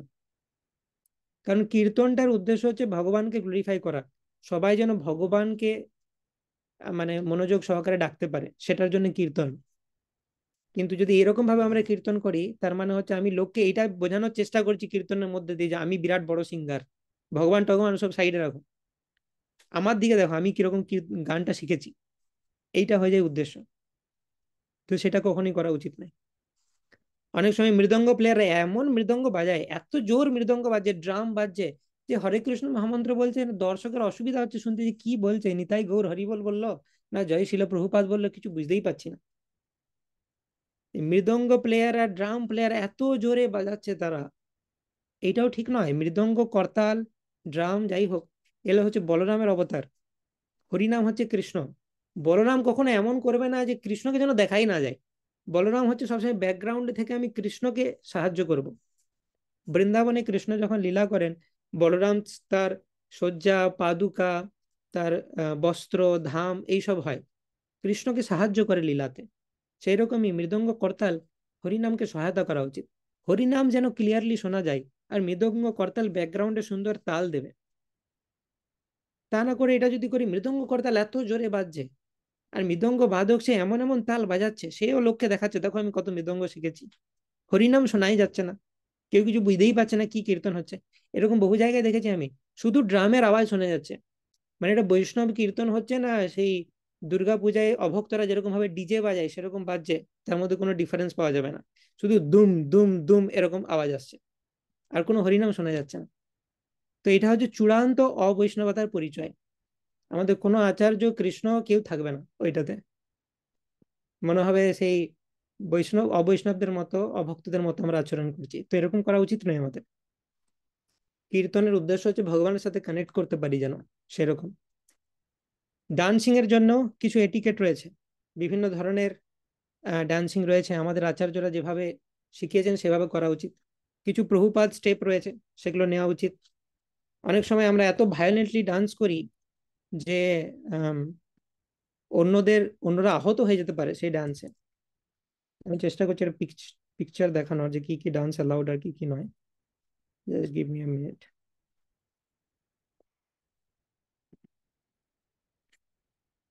অ্যাকচুয়ালি এটা বৈষ্ণব এটিকেটের উপর পুরো একটা বই রয়েছে, সেখানে সবকিছু পিকচারের মাধ্যমে দেখানো আছে। এটা উন্মেষ ক্যাম্প 2022-এ আমরা আলোচনা করেছিলাম ডিটেলসে, তো সেখান থেকে আমি এই পোর্শনটা দেখাতে চাই। তো এখানে মন্দিরের ভেতরে কিভাবে আচরণ করা উচিত, কিভাবে প্রণাম করা উচিত ইত্যাদি, কিভাবে বসা উচিত, কিভাবে ড্রেস, সমস্ত কিছু আছে। তিলক, কণ্ঠী, শিখা, সব ব্যাপারে আছে। তা এত ডিটেলসে তো বলা সম্ভব নয় এখন। আপনারা পরে আমরা আরো ডিটেলসে এটা ব্যাপারে ক্লাস করব। এই যে ক্লাসের মাঝে যখন আমি আমি হয়তো বাইরে ছিলাম, কিন্তু ক্লাসের মাঝে আমাকে অনেকে বসে আছে ভাগবতম ক্লাসে, আমি সামনে আসছি বা পেরোবো, এমন নয় যে আমি দুমদাম হেঁটে চলে গেলাম, বৈষ্ণবদেরকে আমি লাথি মেরে চলে গেলাম, সেরকম নয়। আমাদেরকে হাতটা সামনে গিয়ে বলা উচিত যে একটু আমাকে জায়গা করে সেই জায়গার মধ্যে দিয়ে যাওয়া উচিত। ঠিক আছে, এমন নয় যে দুমদুম করে আমি হেঁটে চলে গেলাম, কার গায়ে কি পা লাগলো আমার দেখা দরকার নেই, সেরকমটা ঠিক নয়। ওকে, ডান্সিং এটিকেটস, ইয়েস। এই যে এখানে ডান্সিং এ এইটা এই এই ধরনের ডান্সিং ইজ অ্যালাউড, এটাকে বলা হয় প্রভুপাদ ডান্স। হাত দুটো উপরে করে আমি একটা করে স্টেপ নিচ্ছি, এরকম এরকম যে dance Prabhupada steps, that is allowed. এরকম ভাবে ডান্সিং অ্যালাউড। দুটো সারি করে একে অপর দিকে এগিয়ে যাচ্ছে, এরকম ভাবে ডান্সিং, বা এরকম গোল করে যে ডান্সিং, এগুলো অ্যালাউড। এবং কি কি ডান্সিং অ্যালাউড নয়, এই যে এগুলো অ্যালাউড নয়। অনেকে এমন লাট্টুর মতো ঘুরছে যে তার মাথা ঘুরে যায়, যে কারোর দিকে সে পড়ে গেল, তাকে নিয়ে মাটিতে পড়ে গেল, লোকে মনে করে বিশাল এনজয় করছি আমরা, ভাবে চলে এসেছি, কিন্তু এগুলো হচ্ছে অবৈষ্ণব আচরণ। হ্যাঁ, দেখা গেল যে ডান্সের মধ্যে একজনকে কোলে তুলে আমি মানে বায়ুতে তাকে ছুঁড়ে দিলাম, এই ধরনের আচরণ ঠিক নয়। বা এই এই যে পোস্ট, এটা খুব ডেঞ্জারাস। দুজনে হাত ধরে দুজনে সেই লাট্টুর মতো ঘুরে, এবারে সবাইকে সরে যেতে হবে, এরা যে কোনো মুমেন্টে ছিটকে যেতে পারে, যে কোনো কারোর গায়ে লেগে যেতে পারে। তো এমন ভাবে আমাদের ডান্স করা উচিত নয় যেটা অন্যদেরকে ক্ষতি করতে পারে, বা অন্যরা অন্যরা ভয় পেয়ে যাচ্ছে, ভগবানের দিকে তাকাবে কি, কীর্তনে কনসেন্ট্রেট করবে কি, তাকে দেখতে হচ্ছে যে এরা এই দুজন যেভাবে ডান্স করতে আরম্ভ করেছে, এ না গায়ে পড়ে যায় আমার, তো সমস্ত কনসেন্ট্রেশন ওইদিকে দিতে হয় তাকে। তো এরকম ভাবে ডান্স করা ঠিক নয়। কিন্তু এই সমস্ত প্র্যাকটিস আমরা খুব দেখতে পাই আমাদের ডিভোটিদের মধ্যেও। তো আমি আগেও বলেছি, এখনো বলছি, এগুলো কিন্তু বৈষ্ণবী আচরণ নয়। তো আমরা ফার্স্ট ইনিশিয়েশনের জন্য প্রিপারেশন নিচ্ছি, আমাদেরকে বাচ্চাদের মতো বিহেভ করলে চলবে না, আমাদেরকে ম্যাচিওর হতে হবে, আমাদের এটিকেট এগুলো যেন ঠিকঠাক থাকে সব। ওকে, তো আমরা অনেকক্ষণ আলোচনা করলাম সদাচার নিয়ে। তো প্রচার নিয়ে আমরা একটু আলোচনা করি। তো প্রচার ইজ ভেরি ইম্পর্টেন্ট, এবং ভগবান গীতাতে বলছেন যে প্রচার যে করে তার থেকে প্রিয় ভক্ত আমার আর কেউ নেই।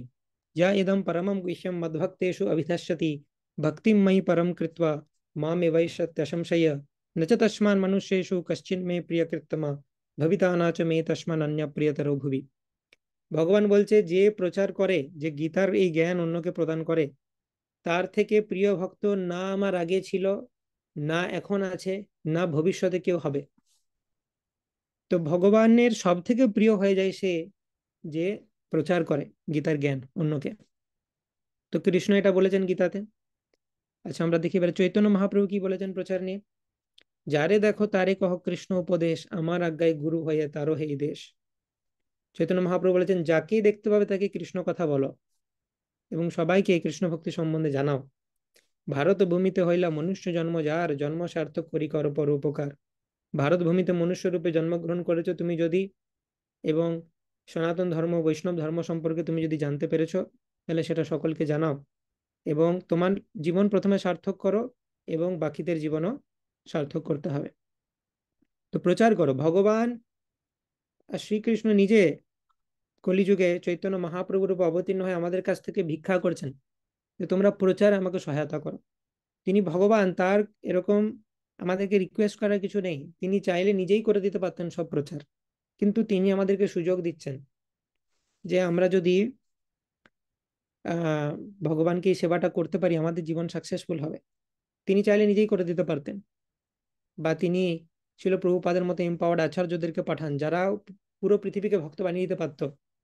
এই যে শিল প্রভুপাদ পুরো পৃথিবীকে ভক্ত বানায়নি, পৃথিবীতে 108টা মন্দির নির্মাণ করেছেন, বিভিন্ন দেশে বিদেশে হরিনামের প্রচার করেছেন, কিন্তু শিল প্রভুপাদ চাইলে আরেকটু বেশি করে দিতে পারতেন, পৃথিবীর সবাইকে ভক্ত বানিয়ে দিতে পারতেন। ওনার এত শক্তি, উনি ভগবানের সাক্তাবেশ অবতার। কিন্তু প্রভুপাদ ইচ্ছে করে ছেড়ে দিয়েছেন কয়েকজনকে। কেন? কারণ আমরা কি করব না হলে প্রভুপাদ চলে যাওয়ার পর? তো আমাদের জন্য ছেড়ে গেছেন, সেটা আমাদের সাহায্য করা উচিত।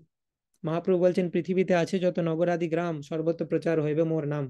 মহাপ্রভু অলরেডি প্রেডিকশন দিয়েছেন, সেটা হবেই হবে। আমি যদি বলি প্রচার করব না, দেখি মহাপ্রভুকে আমি ট্র্যাপে ফেলে দেবো, আমি প্রচার করব না, মহাপ্রভু বয়েই যাবে। আমি যদি প্রচার না করি কিছুই যায় আসবে না, এটা হবেই হবে, মহাপ্রভু চেয়েছেন তাই হবে। আমরা যদি ইসকনের সব ডিভোটি মিলে স্ট্রাইক করে দিই যে আজ থেকে মহাপ্রভুকে সাহায্য করা বন্ধ, দেখি মহাপ্রভু কি করে করে, তাহলে কি হবে? গাছগুলো চলে চলে প্রিচিং করবে, পাথর পর্বত চলে চলে প্রিচিং করবে। ভগবানের ইচ্ছা সেটা হবেই হবে। আমি যদি বলি ভগবানকে সাহায্য করব না, কিচ্ছু বয়ে যাবে না। এমনকি জড় বস্তু গাছ বিল্ডিং পাথর এরা চলে চলে প্রচার করবে দরকার হলে। আর না হলে, যেমন কখনো কোনো সময় কোনো ব্রহ্মাণ্ডে যদি ব্রহ্মা বা ইন্দ্র হওয়ার মতো যোগ্য জীব না থাকে, তখন ভগবান কি করে? ভগবান নিজেকে এক্সপান্ড করে দিয়ে ব্রহ্মার পোস্টটা নিয়ে নেয়, ভগবান নিজেকে এক্সপান্ড করে ইন্দ্রের পোস্ট নিয়ে নেয়। তো সেরকম আমরা সবাই যদি বলি যে কেউ আমরা ভগবানকে সাহায্য করব না, ভগবান কি করবেন? তিনি নিজেকে 1 কোটি শাক্তাবেশ অবতারে প্রকাশ করবেন পৃথিবীতে, তারা প্রিচিং করবে। আমাদের দরকার নেই ভগবানের, ভগবানকে আমাদের দরকার, ভগবানের দরকার নেই আমাদের সাহায্য। তো সেটা বুঝতে হবে যে ভগবান কৃপা করে আমাদেরকে এই সুযোগটা দিয়েছেন, সেটা আমাদের সদ্ব্যবহার করে নিজেদের জীবনকে সাকসেসফুল করা উচিত। ওকে, নাও লাস্ট আমরা এটা আলোচনা করবো। সো প্রিচিং ইম্পর্টেন্ট সেটা আমরা জানি, কিন্তু অনেকেরই কোয়েশ্চেন থাকে যে কিভাবে আমরা প্রচার করব। ওকে, প্রচারে সহায়তা করতে হবে গুরুদেবকে, সেটা প্রথম দীক্ষার জন্য ইম্পর্টেন্ট, কিন্তু কিভাবে প্রচার করব সেই সম্বন্ধে কিছু গাইডলাইন্স আমরা আলোচনা করব না। তো প্রথমেই হচ্ছে যে জেনারেল যদি আমরা প্রচার করি ইউথদের ক্ষেত্রে বিশেষত, প্রথমে স্টার্ট করা উচিত science of self realization series দিয়ে। আমাদের ইসকনের ইউথ প্রিচিং আচার্য হচ্ছেন হিজ গ্রেস রাধেশ্যাম প্রভু। তো তিনি যেভাবে স্টার্ট করেন সেভাবে স্টার্ট করা উচিত। Science of self realization seminar, যেটা আমরা আগেই বলেছি যে ইনিশিয়েশন রোড ম্যাপ যখন দেখাচ্ছিলাম তখন আমরা বলেছি যে এই যে প্রথমেই science of self realization seminar এবং ভক্তি যোগা সেমিনার, ঠিক আছে, প্রত্যেক বছর আমরা অর্গানাইজ করি, আপনারা সবাই জানেন। তো সেই সেমিনারগুলো ইউটিউবেও আছে, আপনারা দেখতে পারেন। এবং এইটা দিয়ে শুরু করা উচিত। এইটা আমি নিজে যদি পারি তাহলে বলা উচিত, না হলে তাকে ইউটিউব ভিডিও শেয়ার করে দাও, বলো এগুলো দেখো, তাহলে সে সায়েন্টিফিক্যালি কনভিন্সড হয়ে যাবে যে কেন ভক্তি করা উচিত।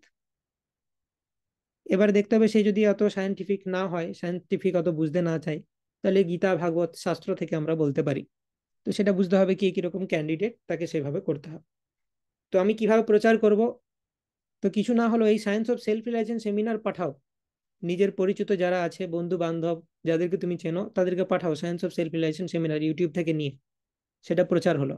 তার মধ্যে দেখবে কয়েকজন দেখবে কয়েকজন দেখবে না, তারা দেখে তোমাকে প্রশ্ন করবে, হ্যাঁ ভালো লাগলো সেমিনারটা দেখে, হ্যাঁ এটা সম্বন্ধে আরো জানতে চাই, কি করব? তখন তুমি তাকে গাইড করো। এটা হচ্ছে ফার্স্ট স্টেপ। বা আরেকভাবে শুরু করা যায়, প্রভুপাদের গ্রন্থ বিতরণ করো, যাকেই দেখতে পাচ্ছ প্রভুপাদের গ্রন্থ বিতরণ করো, প্রভুপাদের ছোট ছোট বই গীতা ইত্যাদি বিতরণ করা উচিত। সে গীতা পড়লে ইন্টারেস্টেড হলো, আমাদের মন্দিরে আসবে বা তোমাকে কন্ট্যাক্ট করবে, তখন তাকে আমরা প্রিচিং করতে পারবো। নেক্সট হচ্ছে try to understand interest of people, তাদের কোনটা পছন্দ প্রত্যেকটি জীব কিন্তু আলাদা। কারোর ফিলোসফি ভালো লাগে, কারোর কীর্তন বেশি ভালো লাগে, কারোর প্রসাদ ভালো লাগে, কারোর বিগ্রহের যে অর্চন বা বিগ্রহের শৃঙ্গার সেটা ভালো লাগে। তো আমাদেরকে বুঝতে হবে যে আমি যাকে প্রচার করছি তার ইন্টারেস্টটা কোথায়। তার যেটাতে ইন্টারেস্ট থাকে সেটাতে বেশি করে এনগেজ করা উচিত। অনেকজন আছে এই ফিলোসফি এত কিছু মাথায় ঢোকে না, কি বলছে এত এত মাথায় ঢোকে না, এই কীর্তনের সময় খুব ভালো লাগে, তো তাকে বেশি করে কীর্তনে আনো, প্রসাদ দাও।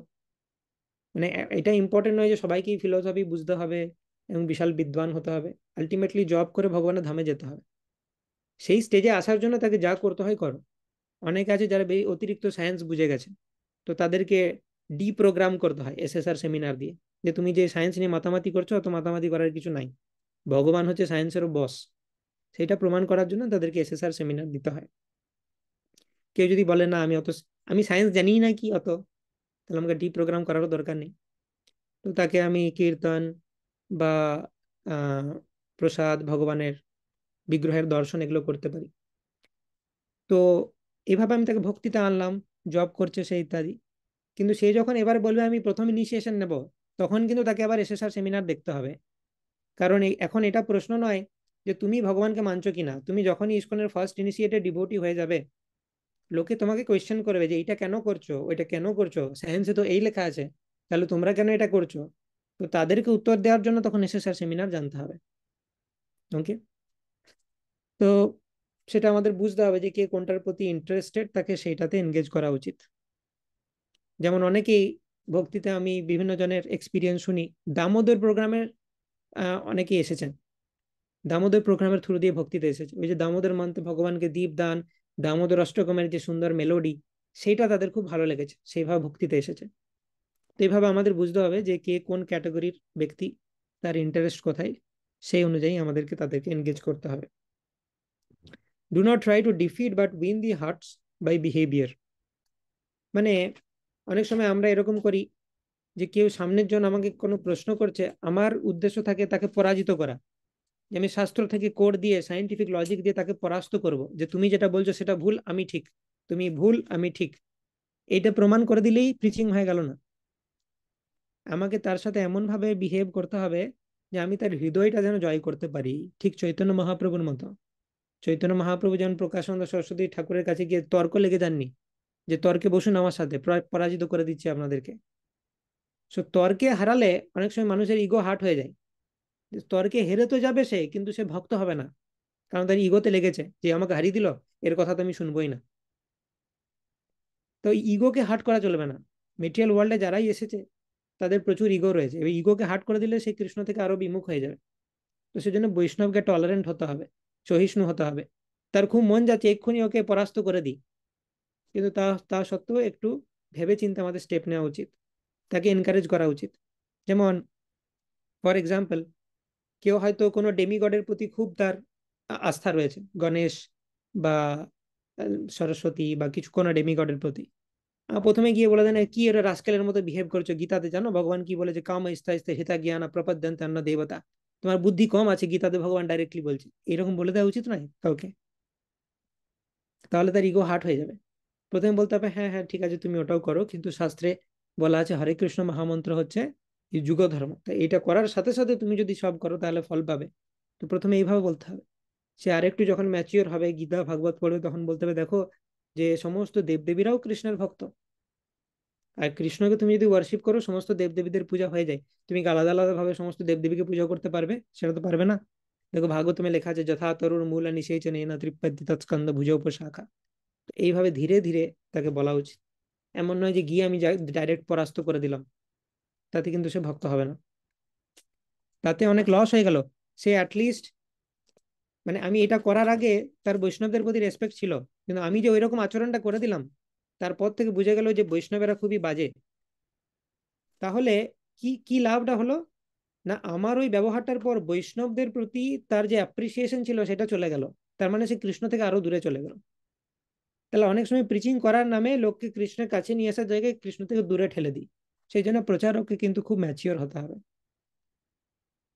ঠিক আছে, আমরা আমরা শুধু তাদেরকে ফিলোসফি দিয়ে ডিফিট করে দিলেই হবে না। আর একটা হচ্ছে ডু নট ফোর্স মাচ। আমাদের খুব বেশি তাদেরকে জোর দেওয়া উচিত নয়। অ্যাকচুয়ালি খুব বেশি জোর দিয়ে লাভ কিছু হয় না। সে নিজের ইচ্ছায় যদি আসে তাহলে হবে। আমরা আমরা বললাম যে এসএসআর সেমিনার দিলাম, ইত্যাদি ইত্যাদি, প্রসাদ দেবো, মাঝে মধ্যে কথা বলো, কিন্তু খুব ফোর্স করা উচিত নয় যে কই গীতা ক্লাসে কোথায় আসছো তুমি, এই এই কেন করছো না, এটা কেন করছো না, তাহলে কিন্তু সে কিছুই করবে না। তো আমাদেরকে একটু টাইম দেওয়া উচিত, তাদেরকে বেশি ফোর্স করা উচিত নয়। সে কিছু কিছু জিনিস না করলেও ক্ষমা করে দেওয়া উচিত, যে হ্যাঁ ঠিক আছে করছে না, এখন যখন বুঝতে পারবে নিজের থেকে করবে। একটু স্পেস দেওয়া উচিত তাকে, খুব বেশি ফোর্স করে দেওয়া উচিত নয়, তাহলে কিন্তু সে হাত থেকে বেরিয়ে যাবে, সে আরোই দূরে চলে যাবে কৃষ্ণের থেকে। তো এটাই তো, প্রচারককে মায়ের মতো হতে হবে। যেমন মা বাচ্চা ছেলেকে দিয়ে কোনো কাজ করাতে গেলে তাকে অনেক ভুলিয়ে আদর করে তারপর করাতে হয়। একটা মিলকে কমপ্লিট করতে গেলে তাকে কোলে করে নিয়ে ঘুরতে হয়, চাঁদ দেখাতে হয়, তাকে খেলনা দিতে হয়, অনেক কিছু করতে হয়। ডাইরেক্টলি যদি বলে যে তুই তুই না খেলে তোরই প্রবলেম, আমার কি বয়ে গেছে, যা যা মন যাই করে গেছে, এরকম করলে খাবে? আমি যদি ছেলেকে বলি তোর প্রবলেম, তোর জন্য আমি এত খাটছি, তোর কোনো সেন্স আছে আমি সমস্ত কাজ ছেড়ে এরকম করছি, তাতে তুই এরকম করছিস, যা মন যাই করে গেছে, খেতে হবে না, মর, এরকম বললে চলবে? তো সেরকম মা যেরকম তার ছেলেকে জানে যে ছেলে এখন বুঝছে না ওর জন্য কোনটা ভালো, কিন্তু আমি মা হয়ে জানি কোনটা ভালো, তো ওকে ভুলিয়ে ভালিয়ে যা হোক করে ওকে আদর করে স্নেহ সহকারে এই কাজগুলো করাতে হবে। প্রচারকের হৃদয় সেরকম হওয়া উচিত। অনেক সময় আমরা ভাবি যে আমি কত উচ্চ বৈষ্ণব, আমি করুণা করছি এর উপর, আর এ আমার করুণা নিতে চাইছে না, এ আমাকে অপমান করছে, এরকম ভাবলে হবে না। যেমন বাচ্চা ছেলে অনেক সময় মাকে লাথি মারতে পারে, কিন্তু মা কিছু মাইন্ড করে না সেটাতে।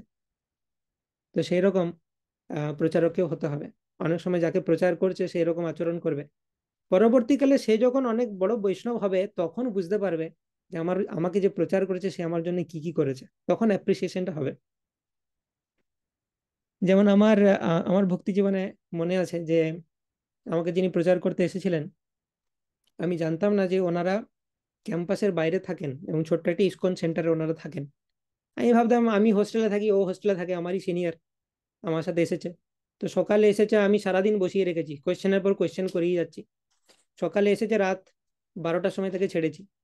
আমি ভাবছি আমি যেরকম হোস্টেলে থাকি 12টা 1টার সময় ঘুমাই, তো সেও ওরকম ঘুমায়, সে যে 9টার সময় ঘুমিয়ে পড়ে, কালকে সকালে যে তার ডিটি ওয়ার্শিপ আছে আমি তা জানতাম না। তা আমি বহু 1 বছর পর জেনেছিলাম যে ওই দিন আমি যে ধরে রেখেছিলাম পরের দিন ডিটি ওয়ার্শিপ ছিল, সে 1 ঘন্টা ঘুমাতে পাইনি। তো তখন আমার খুব অনুশোচনা হয়েছিল, এই আমি এরকম কেন করলাম। কিন্তু আমাকে যে প্রচার করতে চাই সেটা বলেনি কখনোই, যে তুমি জানো আমি আমি কোথায় থাকি, আমাকে কত সেবা করতে হয় ভগবানের, তুমি আমাকে এত টাইম নিয়ে নিচ্ছ, হ্যাঁ তোমার কোয়েশ্চেনের পর কোয়েশ্চেন, কোয়েশ্চেন শেষই হচ্ছে না। সেই কিন্তু খুব পেশেন্টলি আমার প্রত্যেকটি কোয়েশ্চেনের উত্তর দিয়েছিল। তো সেটার জন্য আমি এখনো হৃদয়ে গ্রেটফুল ফিল করি, যে এই বৈষ্ণবের করুণা না হলে আমি কোথায় থাকতাম। তো সেই জন্য আমাদের এরকম বলে দেওয়া উচিত নয়, আমাদের সহনশীল হওয়া উচিত। আমি যাকে প্রচার করছি সে যখন পরে ম্যাচিওর হবে সে বুঝতে পারবে যে আমরা কতটা আত্মত্যাগ করেছি তার জন্য। Do not waste time on স্টাবন candidates. অনেক সময় দেখা যায় যে কেউ একজন ভক্ত হবে না এরকম ঠান লিয়ে আছে, এবং তার পিছনে আমি অনেক টাইম ওয়েস্ট করে যাচ্ছি, যে না তুমি এটা দেখো, এই লজিক সেই লজিক, মানে তুমি তাকে হাজার লজিক দিয়ে দাও কিছুতেই সে ভক্ত হবে না। তো এইরকম ক্যান্ডিডেটদের পিছনে বেশি টাইম ওয়েস্ট করা উচিত নয়। ভাগবতমে বলা হচ্ছে প্রেম ও মৈত্রী কৃপা উপেক্ষা একজন প্রচারকের আহ, বিভিন্ন ব্যক্তিদের সাথে ডিল করার বিভিন্ন টেকনিক হতে পারে। ভগবানের সাথে প্রেম করা উচিত, ভগবানের ভক্তদের সাথে মৈত্রী করা উচিত, বন্ধুত্ব। যারা ইনোসেন্ট, ভগবান সম্পর্কে জানতে চায়, তাদেরকে কৃপা করে জানানো উচিত। আর যারা এনভিয়াস, ঈর্ষাপরায়ণ ভগবানের সম্বন্ধে, তাদেরকে উপেক্ষা করা উচিত, মানে তাদেরকে অ্যাভয়েড করা উচিত। তো প্রচারককে কিছু কিছু ব্যক্তিকে অ্যাভয়েড করতেও জানতে হবে, যারা কৃষ্ণ বিদ্বেষী তাদেরকে বেশি কৃষ্ণ সম্বন্ধে বলতে গেলে তাদের বিষ আরো বাড়বে, কৃষ্ণের সম্বন্ধে যে ঘৃণা সেটা আরো বেড়ে যাবে। তাই কিছু কিছু ব্যক্তিকে কৃষ্ণ সম্বন্ধে বলা উচিত নয়, সেটা একজন প্রচারককে জানতে হবে। যারা কৃষ্ণ ভক্ত কিছুতেই হতে চায় না, তাদের পিছনে টাইম ওয়েস্ট করা উচিত নয়। অনেকে আছে এই জগতে যারা কৃষ্ণ ভক্ত হতে চায়, জানতে চায় শাস্ত্র সম্বন্ধে, আমাদের উচিত তাদেরকে খুঁজে বের করা এবং তাদের কাছে কৃষ্ণকে পৌঁছে দেওয়া। Preach close friends relatives. আমাদের কিভাবে শুরু করা উচিত, আমি যদি কাউকে না পাচ্ছি, আমাদের যারা ক্লোজ ফ্রেন্ড, মানুষ সমাজবদ্ধ জীব, কেউ এরকম হতে পারে না যে একজন ব্যক্তি আমি কাউকেই চিনি না এই জগতে, এরকম হতেই পারে না। আমাদের প্রত্যেকেই কেউ নিজের মানুষ থাকে যে আমার কথা শুনে আমাকে বন্ধু ভাবে, তাকে দিয়ে আমি শুরু করবো প্রিচিং। আমার ক্লোজ ফ্রেন্ড যারা আছে, খুব কাছের বন্ধু বা আমার যারা রিলেটিভ আছে, তাদেরকে চেষ্টা করবো অ্যাটলিস্ট। তারা যে হবেই তার কোনো গ্যারেন্টি নেই, কিন্তু আমার চেষ্টা করা উচিত। প্রথমে নিজের কাছের বন্ধু রিলেটিভ। তো এরকম ভাবে আমরা যদি প্রত্যেকে 5 জনকেও ডিভোটি বানাতে পারি, তারা যদি আরো 5 জনকে ডিভোটি বানায়, তাহলে এইভাবে এক্সপোনেনশিয়ালি মহাপ্রভুর যে প্রেডিকশন, পৃথিবীতে আসে যত নগরাদি গ্রাম সর্বত্র প্রচার হইবে মোর নাম, সেটা সফল হবে। তাই নিজের লোকদেরকে প্রথমে গীতা দান করো, এসএসআর সেমিনার দাও, ভগবান সম্বন্ধে বলো, ফেস্টিভ্যাল গুলোতে ডাকো যে আজকে আমাদের নাম হটে এরকম ফেস্টিভ্যাল রয়েছে, জন্মাষ্টমী, আপনারা আসবেন। এইভাবে ধীরে ধীরে প্রিচিং করা উচিত। Try to form a little group with yours. আমাদের ইউথ প্রিচার যারা রয়েছেন, ইউথ লিডার, তাদেরকে ইনস্ট্রাকশন তো দেওয়াই রয়েছে। মিসকে শিবাচরণ প্রভু খুব সুন্দর প্ল্যান দিয়েছেন সবাইকে, যে প্রত্যেক ইউথ লিডারের একটা করে ছোট গ্রুপ হওয়া উচিত, তারা প্রচার করবে। তো তারা তাদের বন্ধু বান্ধব, আত্মীয় স্বজন ইত্যাদি, বা তাদের আরো ব্যাচমেটসদেরকে প্রচার করতে পারে, প্রভুপাদের বই দিতে পারে। এবং প্রথম প্রথম 1-to-1 প্রিচিং করা উচিত। ঠিক আছে, এমন নয় যে আমি কয়েকজনকে বই দিলাম দিয়ে একটা হোয়াটসঅ্যাপ গ্রুপ খুলে দিলাম, দিয়ে এবার সেখানে আমি ক্লাস দিতে আরম্ভ করে দিলাম। প্রথমেই হোয়াটসঅ্যাপ গ্রুপ খুলে দিলে লোকজন বুঝতে পারবে না কিসের হোয়াটসঅ্যাপ গ্রুপ, কেন আমি এর ক্লাস কেন করতে যাব, এ তো আমারই বন্ধু, ই কেন আমাকে ক্লাস দেবে। তারা বুঝতে পারবে না এই জিনিসগুলো। তো প্রথমে 1-to-1 প্রিচিং করা উচিত, তার সাথে বসে ফোনে কথা বলা উচিত, বা দেখা সাক্ষাৎ করে ভগবানের সম্বন্ধে বলা উচিত। যখন সে একটু শ্রদ্ধালু হয়ে গেল, তখন তুমি বলতে পারো যে আমরা একটা গীতা ক্লাস শুরু করবো আমাদের গ্রুপে, তুমি চাইলে জয়েন করতে পারো। প্রথমেই গ্রুপ খুলে তাকে বলো কাল থেকে গীতা ক্লাস হবে, আসবে, এটা কিন্তু হবে না। প্রথমে 1-to-1 তার সাথে বসতে হবে, তাকে বোঝাতে হবে কৃষ্ণ কে, তুমি কে, কৃষ্ণকে ওয়ার্শিপ করা কেন important. Science of self realization সেমিনারে যা ডিসকাস করা আছে সেটা তাকে বলতে হবে 1-to-1। তো 1-to-1 preaching is very important. তারপর সে যখন একটা স্টেজে চলে আসলো, তারপর আমি গ্রুপে অ্যাড করতে পারি। তো এবং কানেক্ট দেম টু সিনিয়র বৈষ্ণব। অনেক সময় হতে পারে যে আমি ঠিকমতো প্রচার করতে পারছি না, তাকে কোনো সিনিয়র বৈষ্ণবের সাথে কানেক্ট করো, তাহলে সে হয়তো বেটার পজিশনে পৌঁছাবে, তাকে প্রচার করতে পারবে। তো আমি যদি নিজে তাকে প্রচার করতে পারছি না, তাহলে আমাকে সিনিয়র বৈষ্ণবের সাথে কানেক্ট করা উচিত। তো এরকম কিছু কিছু টিপস আমরা ফলো করতে পারি, তাহলে আমরা প্রিচিং করতে পারবো। ওকে, সো আমরা আলোচনা করলাম সমস্ত কিছু, প্রথম দীক্ষার কোয়ালিফিকেশন কি কি, দীক্ষা নেওয়ার প্রয়োজনীয়তা কি রয়েছে, এবং আমরা পার্সোনাল সাধনা, সদাচার এবং প্রচার ইত্যাদি নিয়ে আলোচনা করলাম। তো সকলকে অনেক ধন্যবাদ, থ্যাংক ইউ ভেরি মাচ। আপনারা যারা নতুন এবং গ্রুপে যুক্ত হতে চান, এই নাম্বারটা স্ক্রিনশট নিয়ে রাখুন, এখানে হোয়াটসঅ্যাপে আমাকে মেসেজ করুন, আমি আপনাদেরকে যে দীক্ষার গ্রুপ সেটাতে অ্যাড করে দেবো। ওকে, এবং আপনাদের যদি কোনো কোয়েশ্চেন থাকে সেটা করতে পারেন, চ্যাট বক্সে করতে পারেন বা রেজ হ্যান্ড করতে পারেন।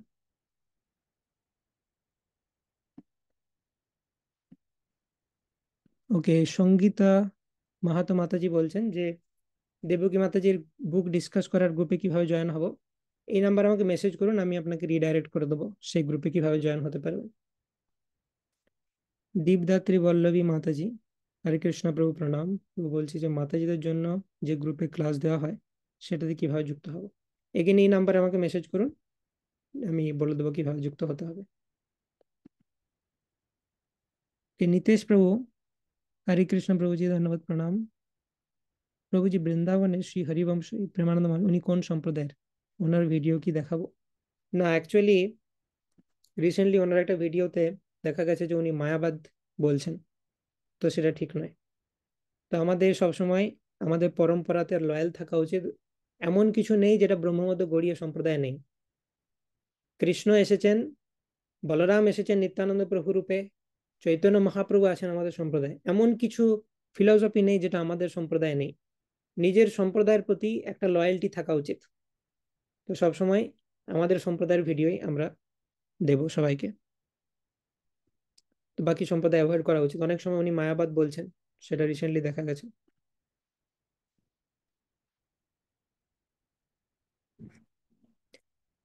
How to find Guru in ISKCON to get initiated. কিভাবে আমি বুঝতে পারবো কি আমার গুরু? তো হিস গ্রেস রাধেশ্যাম প্রভু এরকম বলেন, আমাদের ভয়েসে এইভাবে উনি বলতেন যে প্রথমে আমাদের বেসিক কোর্সগুলো করা উচিত, সায়েন্স অফ সেলফ রিয়েলাইজেশন, ভক্তি যোগা সেমিনার, প্রভুপাদের গ্রন্থ পড়া উচিত, তারপর চ্যান্টিং করা উচিত। তারপর 1-2 বছর ভক্তিতে আসার পর আমার শিল প্রভুপাদের সমস্ত শিষ্যদের বা ইস্কনের আরো যারা শিষ্যদের শিষ্য, যারা ইনিশিয়েটিং গুরু রয়েছেন ইস্কনের, তাদের লেকচার শোনা উচিত। প্রত্যেক প্রত্যেক ইনিশিয়েটিং গুরুর আমার লেকচার শোনা উচিত, এবং তাদের যদি কোনো প্রোগ্রাম হয় ইন পার্সন আমি যদি যেতে পারি ভিজিট করা উচিত। তো অনেক সময় এরকম হতে পারে যে তার লেকচার শুনে আমি ইন্সপিরেশন ফিল করছি, বা তাকে সামনে থেকে দেখে ইন্সপিরেশন ফিল করছি, এবং কৃষ্ণকে প্রে করা উচিত যে আমার কি গুরু আমাকে রিভিল করো সেটা। আমি যদি লেকচার শুনি, ইন পার্সন দর্শন করি, বা তার সাথে অ্যাসোসিয়েট করার চেষ্টা করি এবং কৃষ্ণকে প্রে করি, তাহলে কৃষ্ণ রিভিল করবেন যে কে আমার গুরু। প্রভু অনেকবার শুনেছি যে আমাদের গুরু গৌরাঙ্গের প্রতি ঐকান্তিক হওয়া উচিত। ঐকান্তিক শব্দটা যদি একটু বুঝিয়ে দেন, কিভাবে আমরা ঐকান্তিক হব? ঐকান্তিক মানে হচ্ছে যে, যেমন আমরা বলি না যে আপনাদের উপস্থিতি একান্ত ভাবে কাম্য, একান্ত থেকে আসছে ঐকান্তিক। একান্ত মানে আমি আর গৌরাঙ্গ, বা আমি আর কৃষ্ণ একান্তে বসে কোনো কিছু ডিসকাস করছি, বলে না আমি আমার বন্ধু একান্তে বসেছিলাম, মানে উই অ্যালোন। মানে বেসিক্যালি আমি যখন কৃষ্ণের জব করব বা কৃষ্ণের কোনো অ্যাক্টিভিটি করব, আমাদের এই পুরো জগৎটাকে ভুলে যাওয়া উচিত। এই জগতে কোনো কিছু আমার নয়, কৃষ্ণ, আমি কৃষ্ণের আর কৃষ্ণ আমার, এই যে জিনিসটা সেটাকে বলে একান্তিক, ঐকান্তিক। তো ভগবানের সাথে এরকম রিলেশনশিপ হওয়া উচিত যে আমি যখন ভগবানকে টাইম দিচ্ছি বা ভগবানের সেবা করছি, তখন আমি অন্য কিছু জানি না, শুধু ভগবান আর আমি।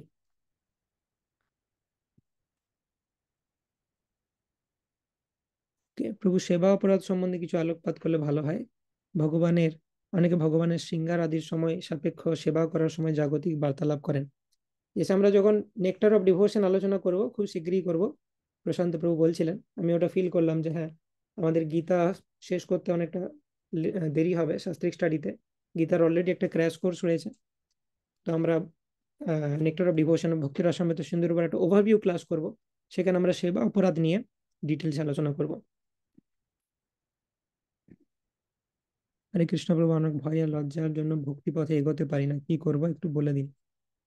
তো অ্যাকচুয়ালি কি বিষয় নিয়ে তোমার ভয় লাগছে বা লজ্জা লাগছে সেটা ডিসকাস করা উচিত। ভক্তি পথে সবারই একজন মেন্টর থাকা উচিত। যারা নিউ ডিভোটি তারা আমাদের কোনো না কোনো ইউথ লিডারের সাথে কানেক্টেড হতে পারো, বা তুমি যদি এখনো বুঝতে পারছো না যে তোমার মেন্টর কে, তো তুমি যোগাযোগ করো আমাদের সাথে এই নাম্বারে, আমি তোমাকে অ্যাসাইন করতে পারি কোনো মেন্টর, কোনো গ্রুপে অ্যাড করতে পারি। তো এটা হচ্ছে পার্সোনাল ডিসকাশন, যে পার্সোনাল প্রবলেম, যে আমি কোনো একটা বিষয়ে ভয় পাচ্ছি, কোনো বিষয়ে লজ্জা, সেটা মেন্টরের সাথে ডিসকাশন করা উচিত। অনিন্দিতা মাতাজি। হরে কৃষ্ণ প্রভু, প্রণাম। হরে কৃষ্ণ। প্রণাম মাতাজি। তো বলছি যে আমার একটা কোয়েশ্চেন ছিল, সেটা হচ্ছে ওই প্রণাম নিয়ে যেটা আপনি বললেন। তো হুম। অনেক সময় আমাদের মানে যেমন নিয়ম থাকে যে ভগবানকে বাঁ দিকে করে প্রণাম করতে হয়। হুম। তো অনেক সময় মায়াপুরে দেখেছি, মানে বৈষ্ণবদের দেখেছি, গুরুদেবকে কেউ কেউ বাঁ দিকে রেখে প্রণাম, মানে প্রভুপাদকে হুম। কেউ বাঁ দিকে রেখে প্রণাম করে, কেউ কখনো সোজাসুজি প্রণাম করে। যেমন মানে আমি আগে শুনেছিলাম যে পিতা মাতাকে আর গুরুদেবকে সোজাসুজি প্রণাম করতে হয়, মানে এটা আমি শুনেছিলাম। তো হুম। তো আমি এটা একটু কনফিউজ হয়ে যাই, কখনো দেখি কেউ সোজা প্রণাম করছে, কখনো দেখি কেউ বাঁ দিকে করে প্রভুপাদকে রেখে প্রণাম করছে। তাহলে হুম। মানে ভগবানকে বুঝে গেছি যে হ্যাঁ বাঁ দিকে করতে হবে, কিন্তু প্রভুপাদকে কোন দিকে রেখে করা উচিত? ইয়েস। তো আমি যদি, ধরো মায়াপুরের তুমি টেম্পল হলটার কথা চিন্তা করো, রাধা মাধব রয়েছেন এবং তার পেছন দিকে গুরুদেব রয়েছেন। আমি যদি রাধা মাধবকে সোজাসুজি প্রণাম করি, তাহলে আমার পাটা থাকবে প্রভুপাদের দিকে, সেটা ঠিক নয়। আমি যদি প্রভুপাদকে সোজাসুজি প্রণাম করি, তাহলে রাধা মাধবের দিকে পাটা থাকবে, সেটা ঠিক নয়। সেই জন্য ভগবানকে বাঁ দিকে রেখে প্রণাম করা উচিত, এবং প্রভুপাদকেও বাঁ দিকে রেখে প্রণাম করা উচিত। কিন্তু তুমি যদি রাজাপুর জগন্নাথ টেম্পলে যাও, সেখানে দেখবে প্রভুপাদ কিন্তু ডাইরেক্টলি অপোজিটে নেই। জগন্নাথের অপোজিটে আছেন গুরুদেব, এবং প্রভুপাদ আছে আড়াআড়ি ভাবে। তো সেই সময়তে আমরা প্রভুপাদকে সামনে থেকে প্রণাম করতে পারি সোজাসুজি। কারণ প্রভুপাদকে যদি আমরা আবার বাঁ দিকে রেখে প্রণাম করি, তাহলে ভগবানের দিকে পা হবে। তো এই জিনিসগুলো কনসিডার করে করতে হবে আমাদেরকে প্রণাম। এবং মেন বিষয় হচ্ছে বৈষ্ণবী আচরণ হচ্ছে বাঁ দিকে রেখেই ভগবানকে প্রণাম করা উচিত। কিন্তু এরকম যদি সেট আপ হয়ে যায় যে আমি গুরুদেবকে বাঁ দিকে রেখে প্রণাম করলে ভগবানের দিকে পা হচ্ছে, তখন আমাকে সোজাসুজি করতে হবে। ওকে। ইয়েস। আর কোনো প্রশ্ন কারণ নেই আশা করি। তো আজকে আমরা এখানেই এন্ড করব। যারা নতুন ক্যান্ডিডেট আছেন আপনারা এই নাম্বারে হোয়াটসঅ্যাপে কন্ট্যাক্ট করুন, আপনাদেরকে যথাযথ গ্রুপে যুক্ত করা হবে। এবং যারা বৈষ্ণবী ট্রেনিং এ অংশগ্রহণ করতে চান তাদেরকে আমি যথাযথ গ্রুপে রিডাইরেক্ট করে দেবো, আমি শুভশ্রীকে বলে দেবো অ্যাড করতে। তো থ্যাংক ইউ ভেরি মাচ। হরে কৃষ্ণা। সকলকে অনেক ধন্যবাদ এই সেমিনার করার জন্য। আশা করি আপনারা বুঝতে পারলেন এই সেমিনারের মাধ্যমে যে কি কি ভাবে আপনাদেরকে প্রিপারেশন নিতে হবে ফার্স্ট ইনিশিয়েশনের জন্য।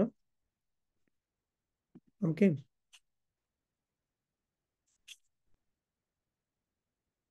তো এসে আমি রিকোয়েস্ট করবো নিত্যানন্দ কিঙ্কর প্রভুকে কিছু আশীর্বচন বলার জন্য সকলকে।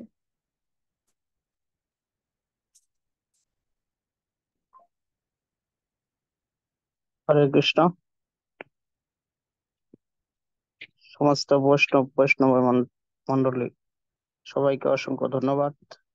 আপনারা জয়েন করেছেন এবং সবাই মনোযোগ সহকারে শুনেছেন, এবং যে কথাগুলো আলোচনা হয়েছে সেগুলো আমাদের সবার জীবনে কাজে লাগবে এবং আমরা উত্তরোত্তর ভক্তি জীবনে অগ্রগতি লাভ করব। তো পূজ্যপাদ রূপরাজ প্রভু তিনি অনেক ব্যস্ততা থাকেন, তার মধ্যে আমাদেরকে সময় দিয়েছেন, তো সেই জন্য অসংখ্য ধন্যবাদ। তো আমরা যারা আছি, তো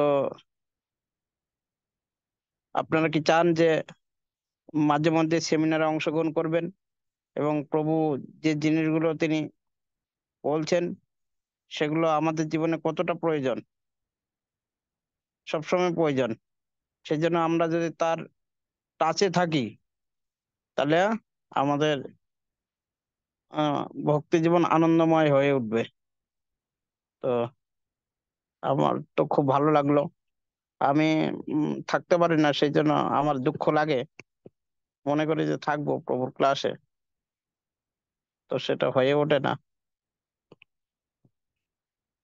তো এখানে রাখছি। হরে কৃষ্ণ। হরে কৃষ্ণ। তো প্রভুর এটা মহানুভবতা যে প্রভু থাকতে চাইছেন, প্রভু আমার থেকে অনেক সিনিয়র বৈষ্ণব, প্রভু যদি থাকেন আমি বলতে পারবো না কিছু। তো যাই হোক, তো সকলকে অনেক ধন্যবাদ। আমার অনেক অনেক কিছু শেখার আছে প্রভুর কাছ থেকে। ঠিক আছে। হরে কৃষ্ণ। আর আপনারা প্রতিদিন সকালবেলা ভাগবতম ক্লাস হয় আহ, পুরুলিয়া, বাঁকুড়া, ঝাড়খণ্ড, যে বিপি নামটো, সেখানে 7:30 থেকে 7:30 কি 7:30 পর্যন্ত ভাগবতম ক্লাস হয়। আপনারা অ্যাটেন্ড করতে পারেন। রূপরাজ প্রভু আমাদের যে রত্ন, এরকম রত্ন আরো আছে। তো আহ সবারই সঙ্গ লাভ হবে। এবং নিত্যং ভাগবত সেবায়া, যেটা প্রভুপাদ বলছে, প্রতিদিন আমাদেরকে ভাগবত শ্রবণ করতে হবে ব্যক্তি ভাগবতের কাছে। তো এই অনলাইনের মাধ্যমে ব্যক্তি ভাগবতের সঙ্গ লাভ হবে।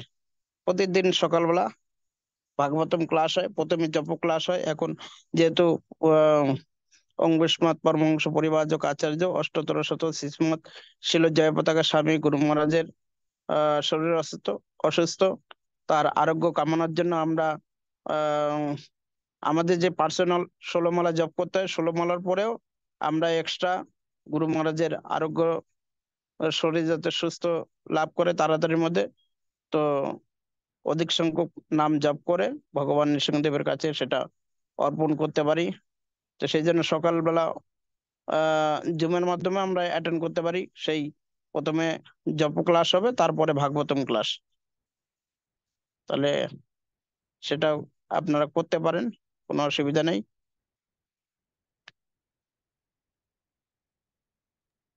হ্যাঁ প্রভু, তাহলে আমি যারা নতুন আছেন আমাকে যোগাযোগ করুন, আমি আপনাদেরকে ওই গ্রুপে অ্যাড করে দেবো, যাতে আপনারা ভাগবতম ক্লাসের লিংক প্রত্যেকদিন পেতে পারেন। তো আপনারা সকালে হ্যাঁ, করতে পারেন।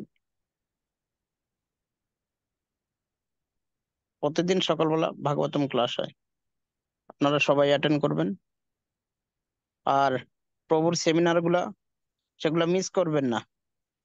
এবং অনেক সেমিনার আছে ইউটিউবে, আপনারা যখন এই কোনো অনেক সময় মাতাজিরা ভোগ রান্না করেন বা সবজি আমানা করেন, সেই সময় ওই লেকচার গুলো চালিয়ে দিলে তাহলে ওই শুনতে শুনতে অনেক কিছু আপনারা বুঝতে পারবেন যে আমাদের ভক্তি জীবনটা কিভাবে এগোতে হবে। তো এইরকম ভাবে আপনাদের সব সময় আমরা কৃষ্ণ ভাবনায় থাকতে পারবো। ঠিক আছে, অসংখ্য ধন্যবাদ। এরপরে আহ কতদিন পরে হবে, তো সেটা ভক্তরা যদি চায় যে আমরা আবার সেমিনার অংশগ্রহণ, তাহলে আপনারা প্রভুর হোয়াটসঅ্যাপ গ্রুপে, হোয়াটসঅ্যাপ নাম্বারে জানাতে পারেন যে প্রভু আপনার ক্লাস খুব ভালো লাগলো।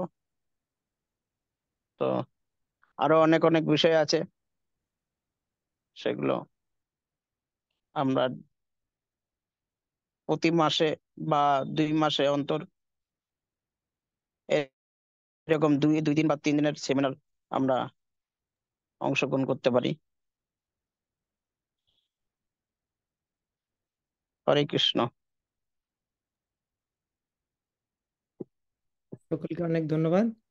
আচ্ছা, কল্পতরুভ্যশ্চ কৃপা সিন্ধুভ্যেব চ পতিতানাং পাবনভ্যো বৈষ্ণবায় নমো নমো। कोटि वैष्णव वृंद की जय, श्रील प्रभुपाद की जय, জয় गौर भक्त वृंद की जय। জয়। जय हरि।